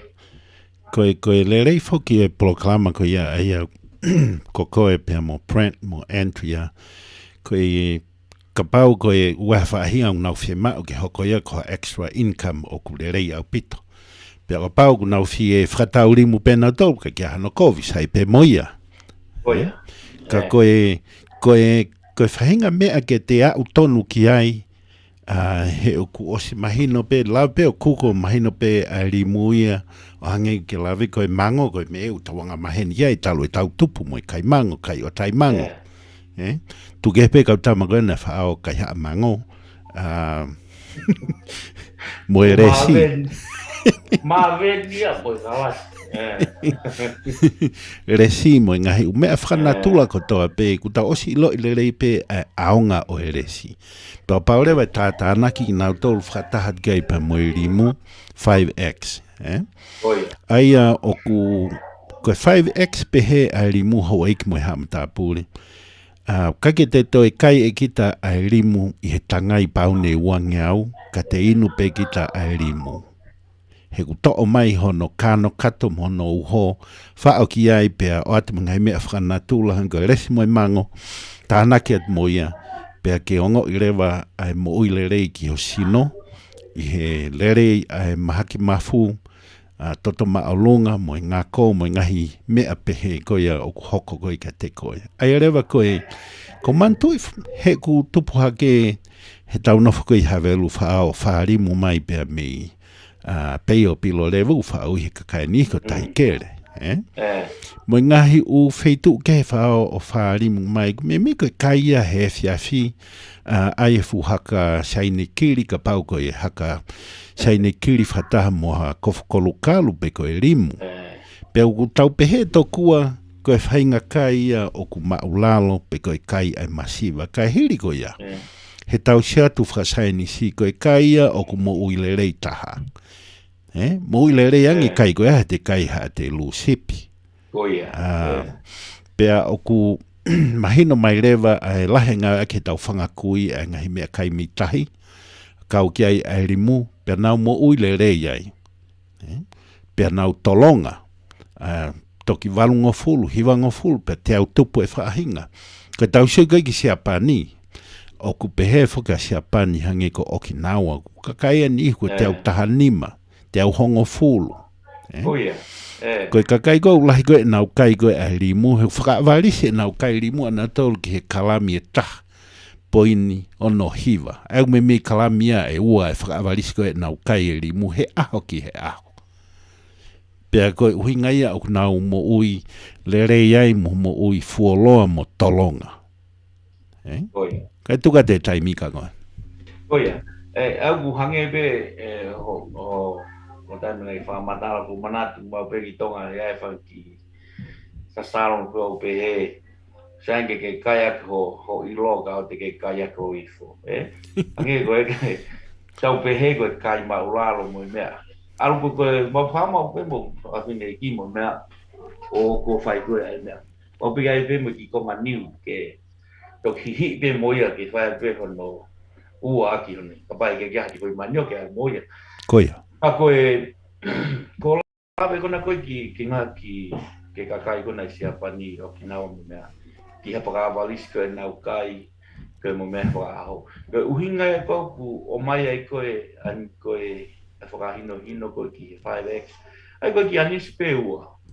Koia. E inu koe he aho. Ki anisi e ua koe e pe wha o ki sai peka koe. Koe ua koe o si maro hiange pe ha te kai kita kato rimu. E ua ha whangatapu Koia. O ku maro hiange ki whai anisi e ua koe he aho ki aho. E ua hange koe lau. O kai koe ha ko lahe te hanga I mo. Pe ko te inu wake I te fo I ku hen pe hala pong mo mea. Ka koe consistent Koia. Ke whai mau pe. Ko ki whea ni se ua koe ka te whai mau pe I aho ko toa daily mo mea. O si lava pe ia o whakamalo hii. How the immune system pe mo I behe. Ki he ngahi kongkong ha to sino ke holo ki toto mo hafua. Toko ni ki he mafu koe ata mai Ko ki whea ni se ua koe po se unga pe ia. Ka hange koe lau koe mea. Koe mea koe ni ka pau ku ke whe. E koe lahi taha ia ai ka kai o kunau hao ke te au. Ke ota na mea koe ni koe. Ke tawhaku e moi lerei. Koia. E toki ai pia whahinga alora tuko sio koe. O ilo tau koe. Koe lava koe sini ko tau pia ku te hanga whakamoreki. E lava pia o te kau I he ngahi reward program Koia. Au ki ho tere mo mea. Ai ko no mone lau koe, it's a win-win. O ke kia ha mea more noa. Koia. Koe he ku tau, koe mea lerei ko kia te au. E ku sio koe ki he ke pōkalama ko ni. E anga koe au le pōkalama ko ni. Koe mea lerei en ke te invest I a kita. Invest in yourself. Koia. E koe mea lerei ke te whamoreki. He waifu whainga ni hoa. A oku whihia. Ko wheheu I ko whai atue ka nau tolu. Koe ha mahu inga ho mo wiki a te koe. You can put a price tag in there. Koia. E kono mo ni koe hau, koe fie mo ui. Pea ka pau te fie mo ui, o fu urahi pehe e te wiritaki ka whainga mea, o koe ke te mahuinga po koe ha, koe mahuinga. Koe me koe pehe mai, does it work? Koe no mo ni io, o ngāwe. Ka whange koe la wa, he kai ke chancellor book by kawa, ko pau ke au ki ai pa ke toki iro, a hono lere, Koia. Koe no whaunga pe whokia. A utonu ki ai, na ke pehe koe ka maloi. A utonu pe ki ai. Pea koe taimi koe ia, o koe toko taha ko toa pehe ko o sio tonu ai, he whaatara mai koe nau tolu. O ku nau whakau nau tolu ki he anga o e rimu I tahi, pea moe mea mi tahi, pea koe taimi koe unau lulu ai whakihina, pea whakawa whakihina, pea koe tau na tula whakatonga whoki. Pau pe ke whahano ki I na namu ke ai pe unamu whewhe. Kore pe hufanga he whakatapu pea mo, hufanga te talamalu e whanua. Pea koe nau ilo I koe mea pe te sio lewe ke mata uri riu e mata. Pea koe huai e kifo I ipu. Ko au tauni ki he takata e ki koe ni ae ne, ko siata uia ko peham na ku hola mai ia mo ipu sakala beniti ko he sāpate. Ringi e ki ipu ospagi ai hangeu ki ai. Ko ene osi pe tuku ia ka mai fu ipu lahi e pea ngalo he tangata e ki koe mea o kai ko ha filita. Ngai filita koi tonga. Koe fo I hina eni o kulita pe taha. Ko vai ua ene inu pa te talamai masi. Tako e mea nia ke wau tonu peki ai. Koia.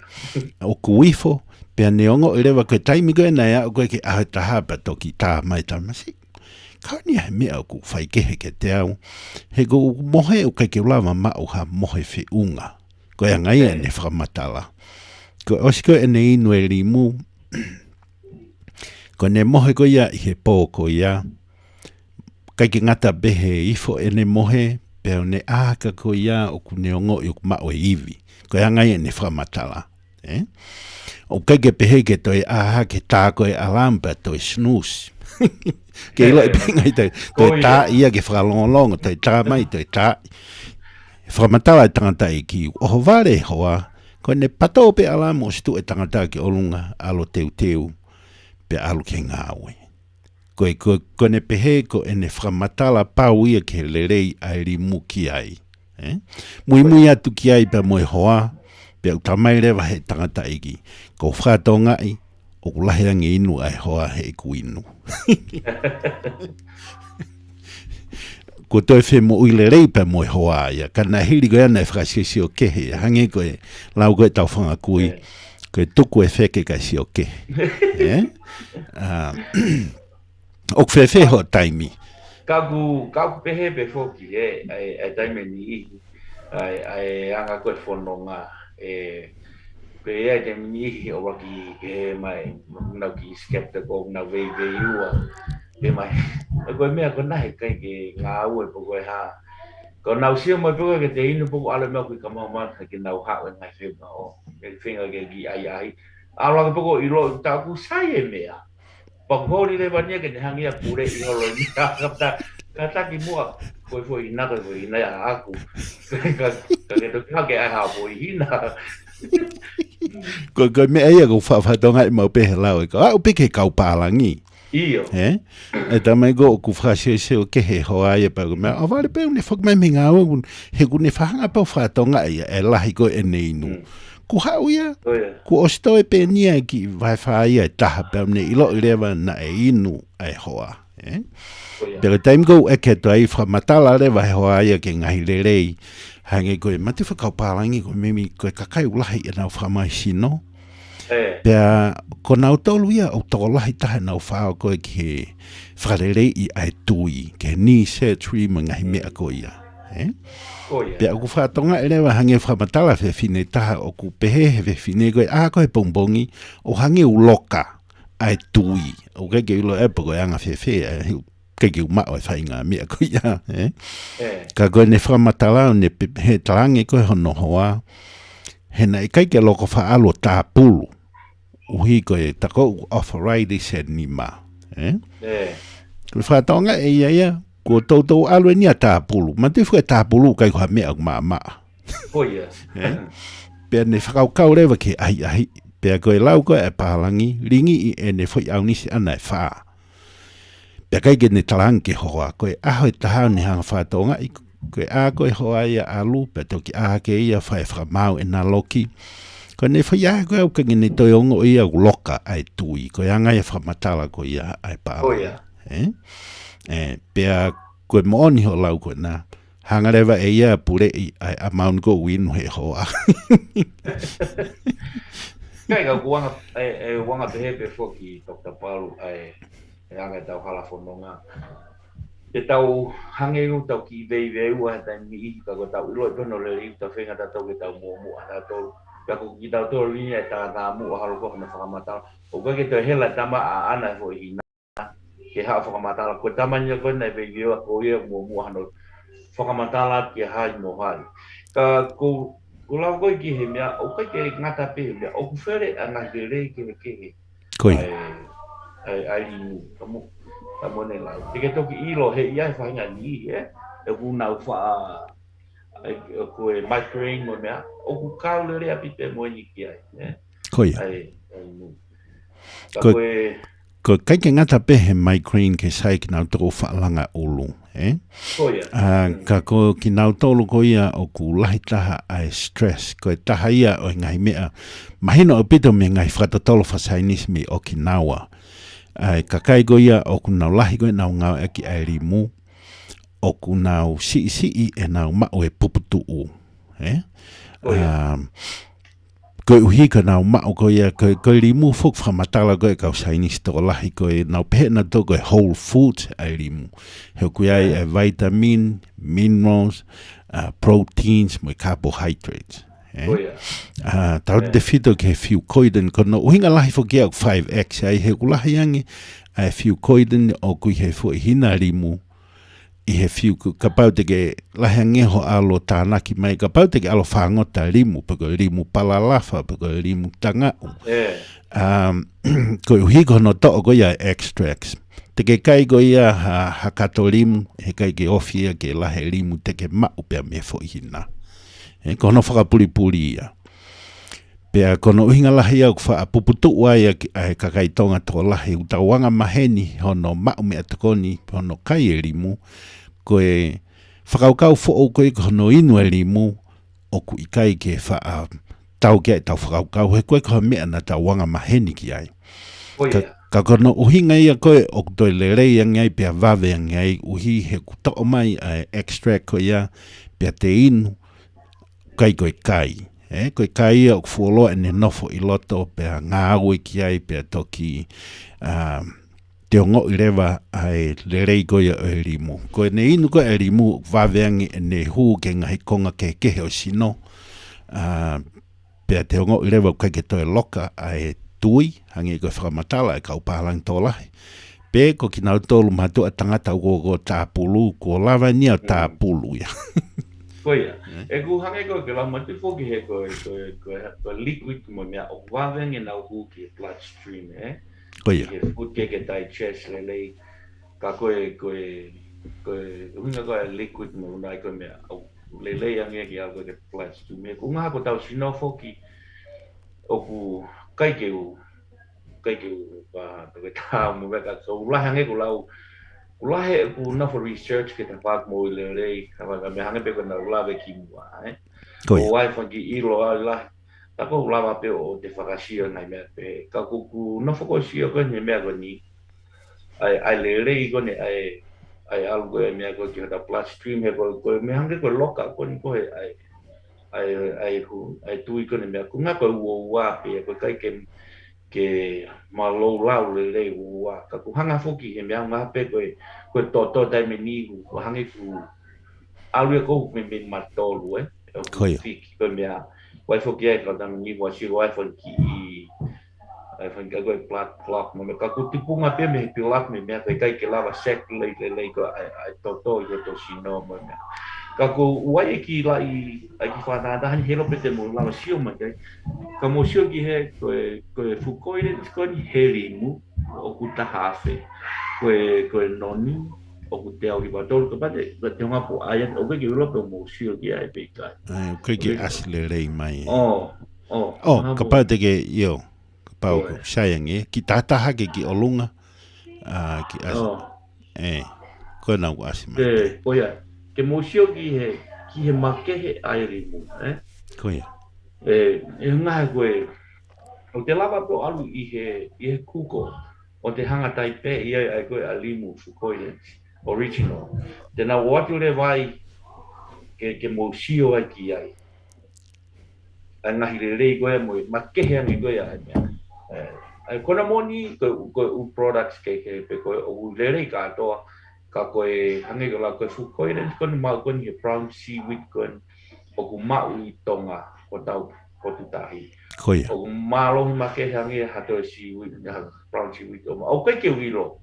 O kai ke kona moni o kai ke wilo po ke hano uhinga ka hange pe ko la ko ki mua pe anga pe ni e ku whakakau ba ki he ke ta tu pua ko ni no tu ko ta fonua ka mo lo tu kona na fai no ta pu ki na ko fonua ka ke ngata pe ai a mon man mo me ai tahi me aka to pe ko anga pe ko nga e ta whakakau mahalo pe mahana pe se te tua ni manoa ono tapa ki na ku kawa he ngahi he ko sio ke ngai fonua ke ka hange ko tau fonua tau to ma i lo ni murin ai ngai lele me ke ka hiri ko na tau tu pa pe mo me ko i ho tau fonua Koia.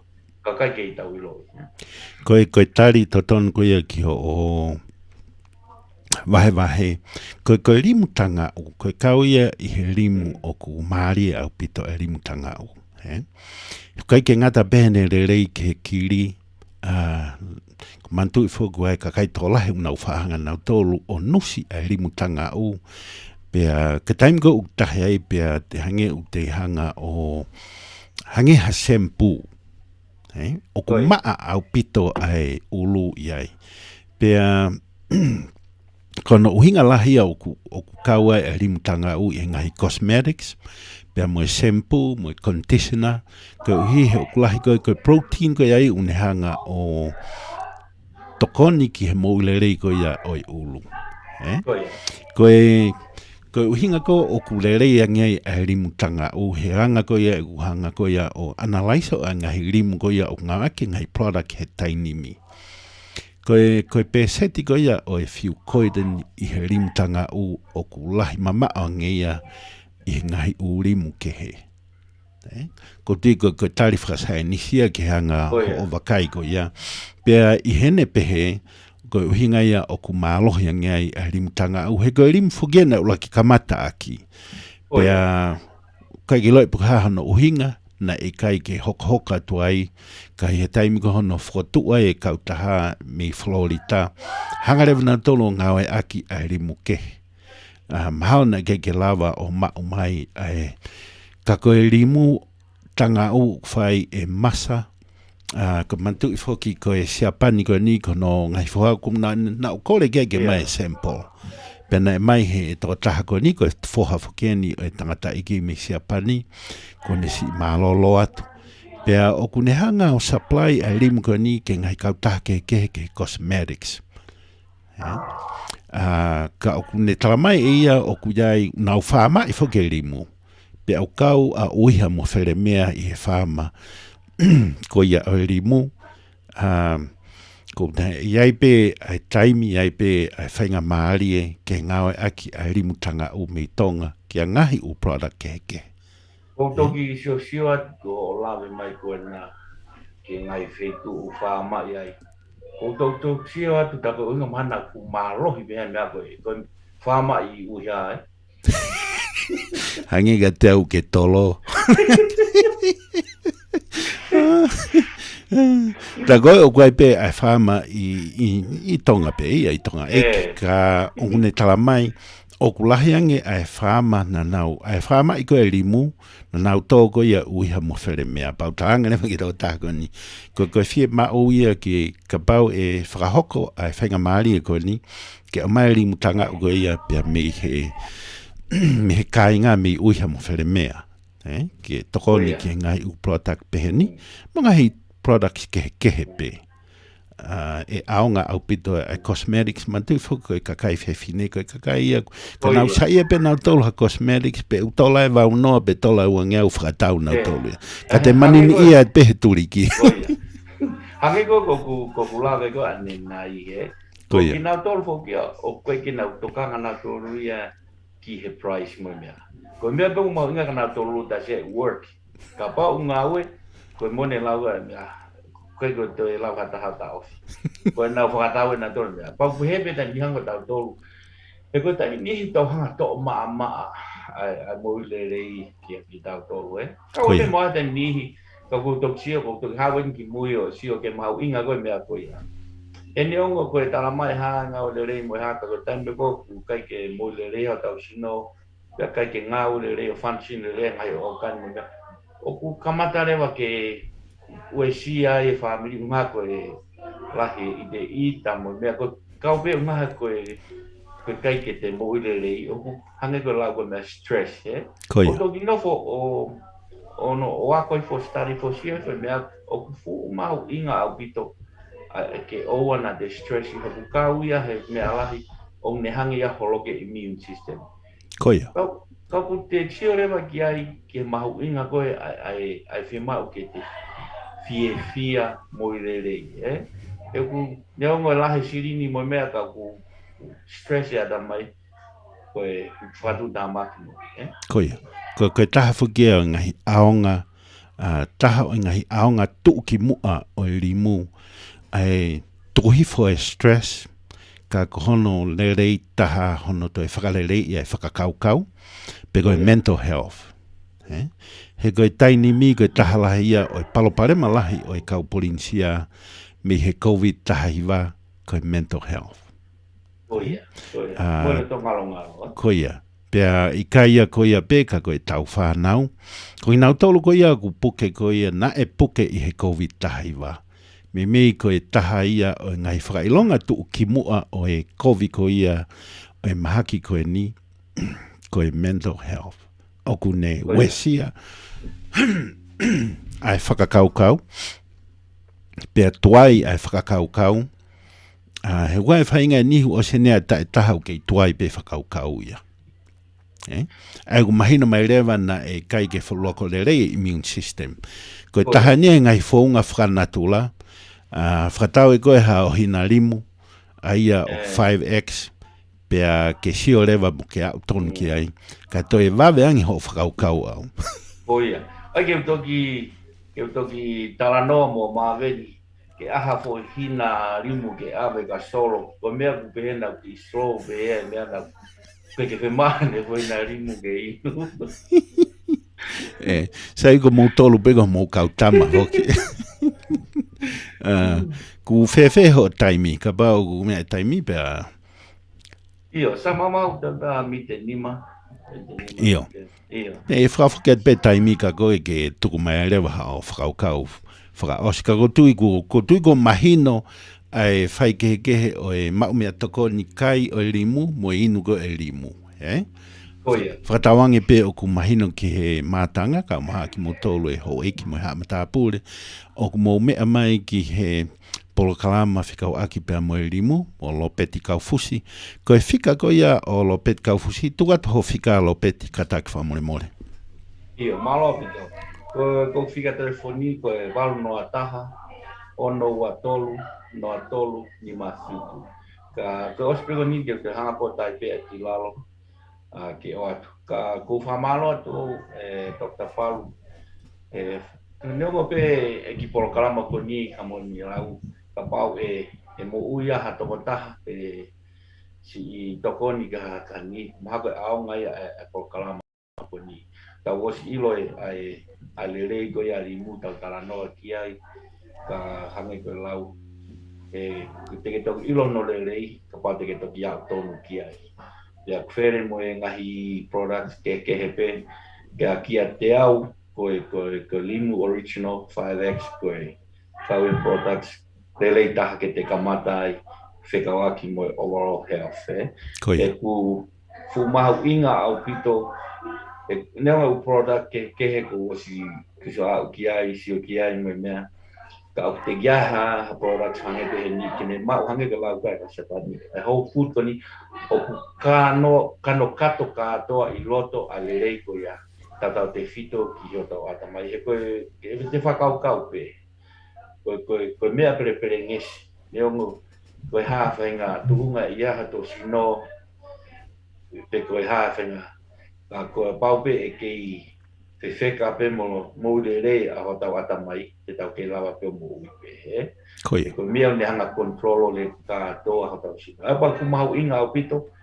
ai manatu mo pea o we pe whanga ni ka pau whi mau pe ke o te manatu na ho ka paro marema ki pe he ka ko whamalo toa he mau taimi te mo mea te u ape whika I lalo ai koe koe taimi nihi o ku kapahe ke u tali ngagu o lo tamata no ma tota e tuku mai pe ha whikau te text mai pe koe inbox mai pe I he ku messenger te Facebook a messenger mai te lawa po o toki toko ni atu ka ku whamalo apito e fia apito no ai ki polo kalama ko ni nyama peu ki wa time tapo pola ka ku kono mo ni ia kia te au e si o ka pa e toko ni hani ihi o si I whamo ia na tolu ko pe ka uia he polo kalama le au whamalo ata ko he mau taimi ke o mai ke ta polo kalama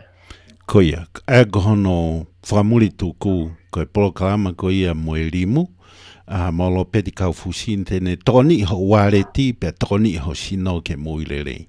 Pe ka paule wa pehe ta gohono kano kato ko toa ia o ngahi uni mea o ku aonga ki he mo uilere pe mo e wareti. Koia.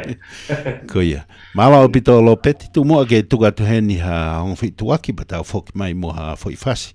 Kata toki whelongo aki ki he wike tolu. Ai e whatawangi pe ia e taimi e kau mai ki ai print. Ka koe haa koa ai whataha koia o kwhai koia I sore ki ka pate ke tuku mai ia. Na aha ka kai unau fie o atu o sio ke hanga koia hono whau o pisinisi te lawa koia o ai uhiko e extra income.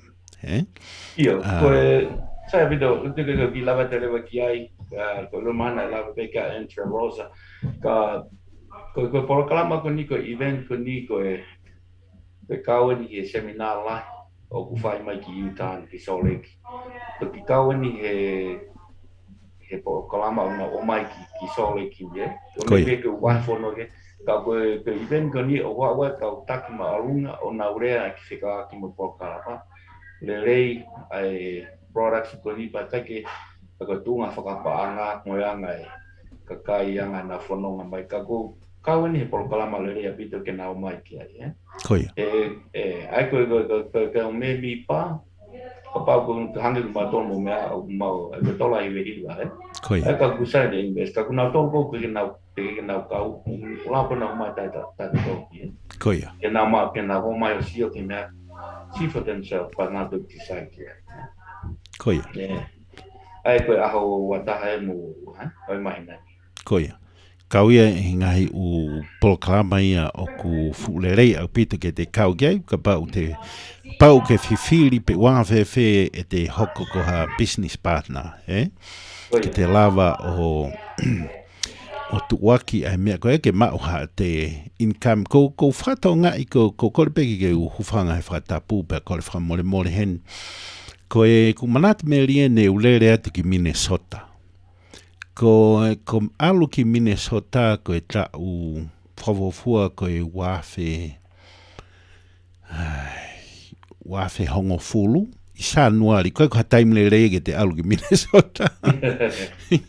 Koe momoko atu, te keiki usio hawheitu momoko whauria. Neongo e te tui sāketi e tolu pe whā, te kei ongo I pikitai aku, ke mamahi koe ai hui he momoko. Pea koe tahai o kau distributa lahi koia oe nonu he taimi koia. Pea whae ma pōtānoa pane eke e ngai uwhehu I pau eke ngi ki ai anga ko ia Whai e businessi o mao ai pe ku mao hane se niti lelei. Pea talanoa e toko taha koe ni, pea kore whakamole mole pālangi penta mai te whanga pe o soat ka koe a sieke. Ka kore peke o te ki hanga o tala ki ha taha hen. I he whakataha. Io he koe ki ngofu. Koe paanga e toko taha koe ni na aku sio ai. Koe mahina e ni taha. Io. Ka paurewa o ku pehe ai mahina e taha. Hua noa e tau kakato e taha. He uku ai ki motu a matol me uiha. Koe taimi ko lahe koe lau paanga pe pehe rewa he tangata iki. Ngiau koe bea ngiau au. Ko te seifu koe ke he whika koe ia o ku mao he tō tahani i he mahina e taha. Ai koe tau ia e tahani mai e ne build e ia businessi. Miliona pe ai mahina ia e taha. Pakapaurewa o pehe hua noa e tau e taha. Pea mei whakakau e taimi koe ko mana tui. Mahalo kai whei tu uhala ko iai taimi ke ufoki ki. Koe mea whoki na ulawe koe kia ki mua Dr. Pal. Koe ki he residual income ke mahu inga koe taimi lai ho tau kakai. Tau tupu whoki tonga, tau anga whoki ngā mālohi koe. Tau ngā mālohi koe mea. Tau sai bea o te reo pika hano koe. Ka ko tamai koe ke whanua ni pa tau sio ke anga e whanua. Kia te au na u kamata pe mo au he ngā pehe. Ka nau alpoko sio pa u kamata ki wako o iloi o uai e mea koe residual. Ai te whai ngā ue tua taha. Pea tāpu kina e kita ki ngā tāngai morui. Ko inga whoki koe power one. Mai hako taha. Ia mahanga pe koe Amazon mo mea koe Amazon whoki mo mea na kamata whoki koe tohi pe mo CD na te kei whulahi whewhe. E toki kamata koe mea o langalanga alo lahi toa ue u products keke o whakatau koe Amazon mo mea. O hangi koe piu lewa community o lahi o te sio lewa ki ai. Ko ki nā tolu koe loto koe mo mea hangi koe la koe tawa ne taha nima nei ai koe brand mo mea nā si sio pe ki ai. Koe nea ongo taimini o hangi koe la hangi koe ko entria. Koe tā ue ni ho fulu e ni mea koe ke te ngā ue ia. O ke i wahe pia me he ngā ue na ne whai ke tau hango fulu kua hiri. Ke whatawangai. Ai koe mea ia o ko sio ki ai koe residual ia mo power of compound. Ai wilo, ko te whai mea ka wilo pe siri ni i loto mo mea. O ku rahi e pita ngahi mea. Ke ko hapea whainga business o te whai ka pao ke te kume business ko iai residual mo mea. He ko tātou whoki e tai mingi ka ngau e ka taha ko linear. O tau ngau. Ko tūpe tau ngau e. Ko he kai ke te wahe. Ko pao ke te galowa o ngau. Ka te wahe. Ko ngau e ko ni. O kuia he mea ke ko smart businesses. O ko te alowhawhi ngā ue tua taha. Pea te nofo pe kapate o hare pe osa mai na fiha. Te nofo ki ta kahasi rini ko na te pilap ko ia. O te wahe pe miai he ngā ue ko ia. O osi miti mo ta kai toko lahi. O si au tau tolu noa tare fiha o nau ke wahe pe me ngā una na whai ko. Ke sio ngarewa ki ai ke mau inga mo mau i ko ia. Ai residual, Ke mea peke tau ki whakakau ke tau kakai. Te ku hange ko lau, o kai koe nonu, koe limu pe, o kou whai. O iai mo e ngai business e, ke hange ko lau, o kai ke kowi, ke iai maha whanki matawai ke o tawhe mai. Koia. E ke te mohe pe, kai tawhe mai. Hanga lau kai motu o koe mi heo tau kolo, Mohe bega longoa ai tola. Ana wha motu a tō fuana. Ai ka uhinga i motu a ia ke taimi ko ngangana i koe paanga i Las Vegas, Ai ka longoa ai ai tola u lau koe takata eiki.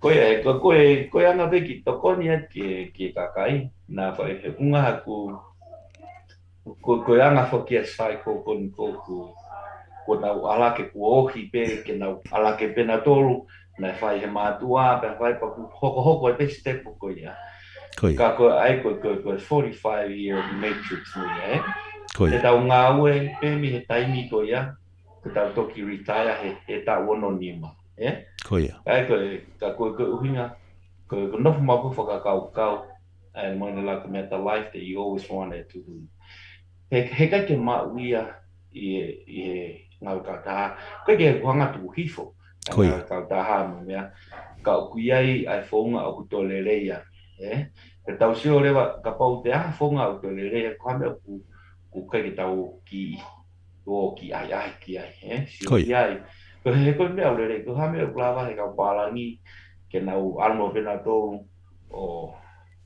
o enjoy coffee mo mea breakfast ka tau turi taimi pe tau tore taimi ki taimi ko ngā pe ko no mo oni ko masiva pe e ilo Koia. o kuiai ai whainga maari mo mea ka ko masiva pe e ilo ke tau to whekumi ki ai ka ku hame lau ke oku tatu tala noa ki hanga taimi mo mea Io.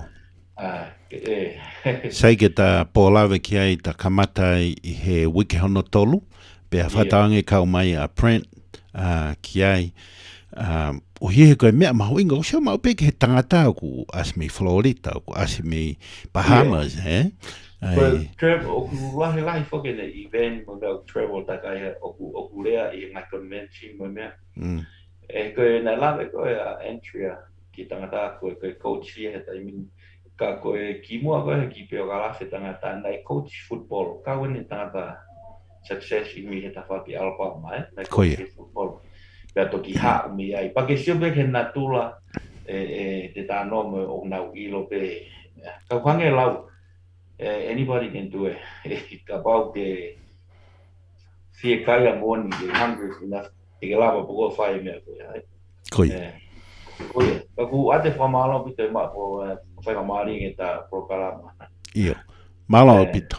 Kata toki whelonga ki mo print whakatawange pe i he wiki hono tolu. Tuga taha ki fo i tuaki hen, pia ta pau toki whoki mai o whaosi a he prokarama. Malo pito. Ok, ofa. Io.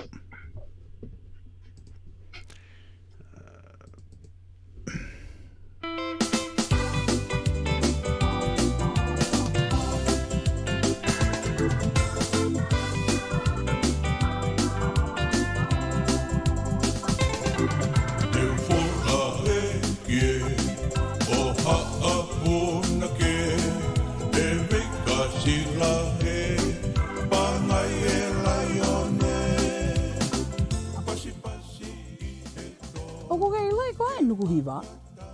I kai, koe vai nonu ia e tau whangakui o katoa ia ono aho mono pōni, pe whakasai nisa ahono ngā hui, he eku inu ngō fua ahono anga, pia taha awhe nimangi au ahono mamana, seuke, pia toi whakaatu I whoki mo hono kakala. He ko hono ao ngā ko tāki tahi, pia tāki uta, no ngā ia suka, ngā koe toto, mo toto maolunga, saigi ai arthritis, kauti, pia moe kahi. Pia whakatau pasi ai e mafte fua, ata mai, moe iwi lahi. Kai whanaafi ai mo uilelei he ko hono tawi ia. He koe nonu, na e tori ia me Hawaii, Kahiti, Haamoa, pia mo Tonga, pia kuone mawhola I Europe, Asia, pia mo Amerika lahi. Koe nukuhiwa ia pia mo hono ngahi ao ngā, tā rewa, ki otaha o nukuhiwa, ki he ono walua, ni ma ono wha, fitu nono ataha. Ono walua, ni ma ono wha, fitu nono ataha. Akau ko hota whanua, whakatapui, koe motu o tonga.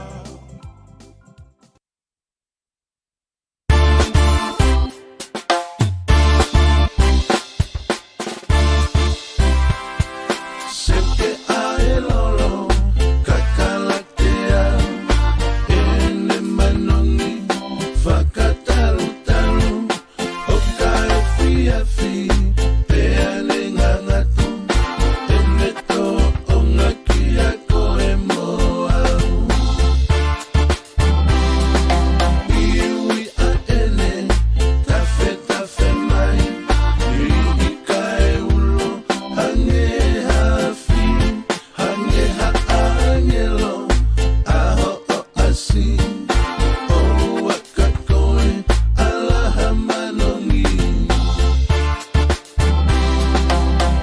Hehe, ko iai halolo ia ko ngahui pea vilopi, pea mix mei palataisi. Ke whakatori a ngahi whakaamu whakasino mo ata mai. Ke mili pea ke whakasanisani mo masani mo whakamanifi. Pea ke foto aki ia ke hakatoa ngā aholahi. Pea ke toki ilo ai e mamani, ko e loloni ia, ko e tāpu aki mei langi. O ua, hehe. Teke ae lolo, kakalatea, ene manongi, whakataru-taru, o kai fiafi, pea le ngangatu, ene tō o ngaki a koe moa.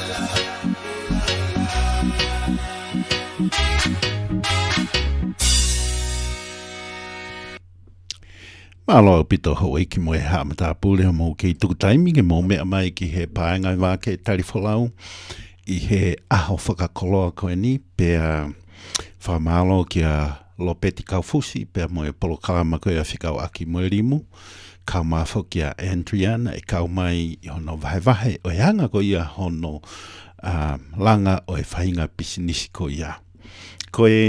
Ko le bege tuku atu e ki I whanongonongo koe ni, ko e whanongonongo mahu inga ni whikau aki mo e lolo kakala te au. Mahu inga au pito e lolo kakala te au, pea aia ko e whanongonongo o peheni a e whanongonongo. Ho eki mo e kainga tonga I he kolope. O kuwhai a e lulu, a e lolo kakala te au he aho whalaite ko e ni, ko e aho walu ia. O ka topa wafe ma ua taha, ko e pare e nima. Mo whatonga I ko e lulu eni a e lolo kakala te au, pea ko ki motolo mo wanga maheni ki he lulu ko ia a e lolo kakala te au, oku o atu mau pe a e pare ko ia oku ke mau. O kai ke pehe ke te o sea mahina, o si muhatau, pe kai ke mau atu a e pare, ka oku o atu pe a e pare hiri ko ia o mau, pea o mai moho tu asila, ke ria ki ai a ngai pare ko ni, aia ko e pare e nima, ko e lulu ko ni ufai I he whalaite ko ni, aia e tukatua I he proklama ko ia whiunu koula ai tonga, ko Semis po me e ia, James Bond po me e, Molinsi po me e, tena whahoko atu a e lulu, ko tupe e kau atu ki ai pea mo e tapo me e sisters, ki he lulu ko ia. Aia ko e pare e nima, whatonga iangi. Pea ko e pare nima upehen ko e lotion e nima, pea o kau ki ai fo I coconut perfume oil e nima, pea mo e whatonga e mea ai ko e pare upehen, ko e lotion e nima, o ki ai rewa to atu mo e coconut perfume oil e nima, pe to e atu rewa pe a moho o yate e nima, o e tupenu reisi pe ko e kofu, pure taha. Mo whatonga I a ngahi upare koe ni ki he lulu koe ni e aho whalaite, whahoka tia pe me he whiunu koula e tonga, James Bond po me e, tene whahoka tia Molinsi po me e, kau mawhoki a tapo me e sisters. Pea o kuwanga peheni rewa a hono totongi, aia koe tola e wanoa ki he tikite e taha. Pea mo o sianga maheni pe ki he lulu, pea mohono whaunga ko ia, manatui mao pe koe taimi ko ia utadoni ke whanonga e puku ke mao ha taha o ngai pare koe ni, pea tuku mai rewa ho hingoa, pea mohotu asila uhi ke meili atu a ngai pare. Neongo e ne tola e wanoa ke taha, ka koe ngahi upare koe ni aia koe lotion e nima, kau ki ai pa mo e coconut perfume oil e nima, to e kawat ki ai mo iate e nima, o e tupenu, reisi, kofu pe pure taha. So kono lahi ia. Aia e o atu le vaia me he reti o wake tarifolau, pe me he mini substation ko ia oku iloa ko e Hollywood, VTF Hollywood. O atu le vaia live I he taimi fitu he fiafi a California.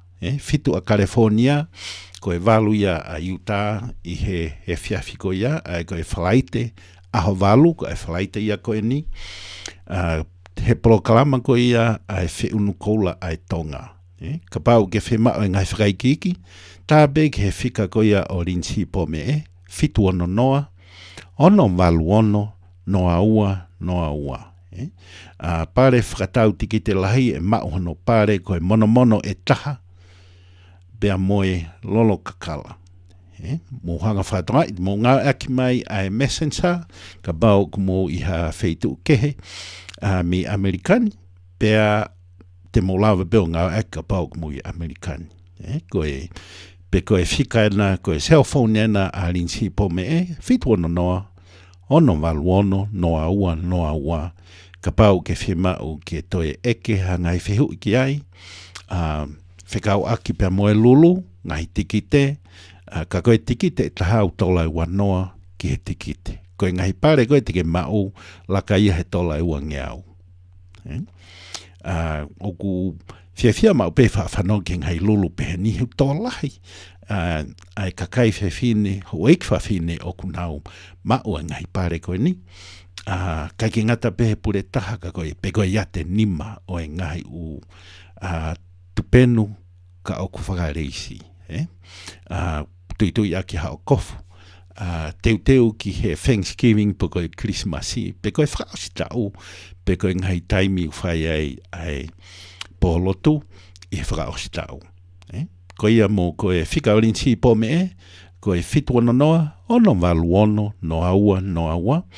Koe lulu ia ai lolo kakala te au, aho whalaite koe ni, aia koe aho walu ia o katopa, pia e whakahoko ai lulu live i he polokalama whiunu koula ai tonga, i he hoko koe ia ai fitu e fiafi a California. Ka pau ke mea i ha ngahi whanua muri, wakai iange ai kehe ko ia o e taimi. Ki mōtolu ko ia e Utah ni, ko e walu ko ia, pe ko e fitu a California, ko e walu ia a Utah. Mo whātua ngai mau pe o tau wawe ki tau tolu, ai hoa e taha me California.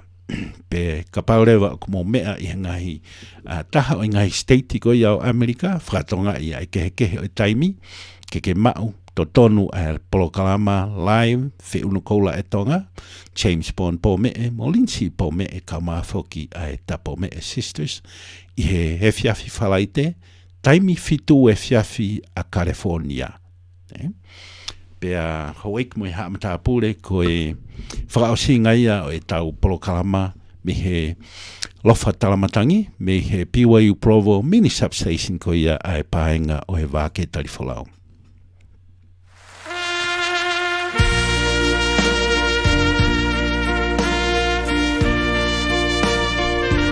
Loto honga ia mo oni i ho mo tō taimi ka mo mea mai ki he paenga e wāke tarifolau. E ngai polokalama nei whakahoko atu me he BYU Provo mini substation nei paenga o wāke tarifolau. Honga kia teki mautolu ho mo tō taimi ka mo mea mai ki ngai polokalama kotoa pe ia me he paengani. I he lava ko ia a polokalamani, whakawhi ki mautolu ko i mo mea kotoa atu ki he main substation ko ia e paenga e wāke tarifolau ki San Francisco, California. Taitari mai mea ia Santo Alau Makahiri, Emery Tofu Makahiri, mohani i kehe te nau whaianga e polokalama whaafu ofa ma aki mautolu. Pea kahiri e polokalama ko ia me California, whawhi ki mautolu, ke mo me atu ki he polokalama me he substation ko ia me Honolulu, Hawaii, iai a Fusi, hau maafu kia Coach Levi, mohan ihi kehe te nau whakahoko ngai polokalama ma aki mautolu. Pea hange ko ia ku whaavahe mau pe i he kōhiri, e mawene mau pe ai taimi, ka hiri ai polokalama ko ia, haua e tolu pe mo Hawaii, ai a ku osi e he taimi tātaha a Hawaii.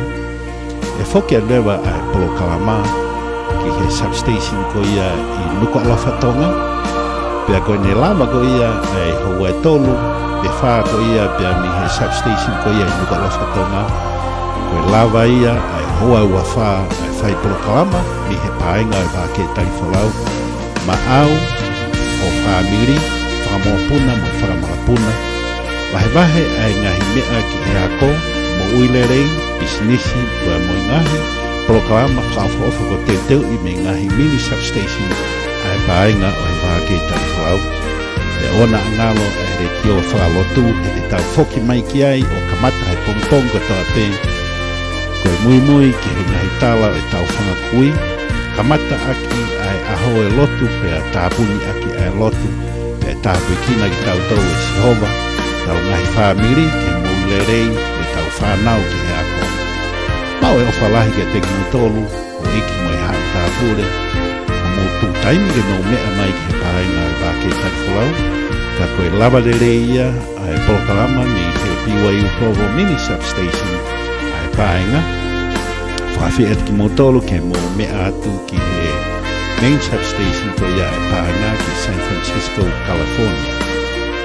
Whalahi ke mo ngai whawhonga, pea ona tau fo, ka tau ngau e mālohi ke mo ulerei, koe uhi ko ngai whunga waka o mo mea ai ke fua ai ngai whatonia, e tāpu kina ki tau tolo e Sihova, kai ke ngata be a honi, whai atu, e hoko ai o afuhia ai e tau whanau, o e whakamogo puna. O hangi ko ia ku tau afuhia me ngai tāpuaki e tau whanakui. Ka koe lava ia e whai polokalama i he whiawhini, ko au awhapalu, ka mau mea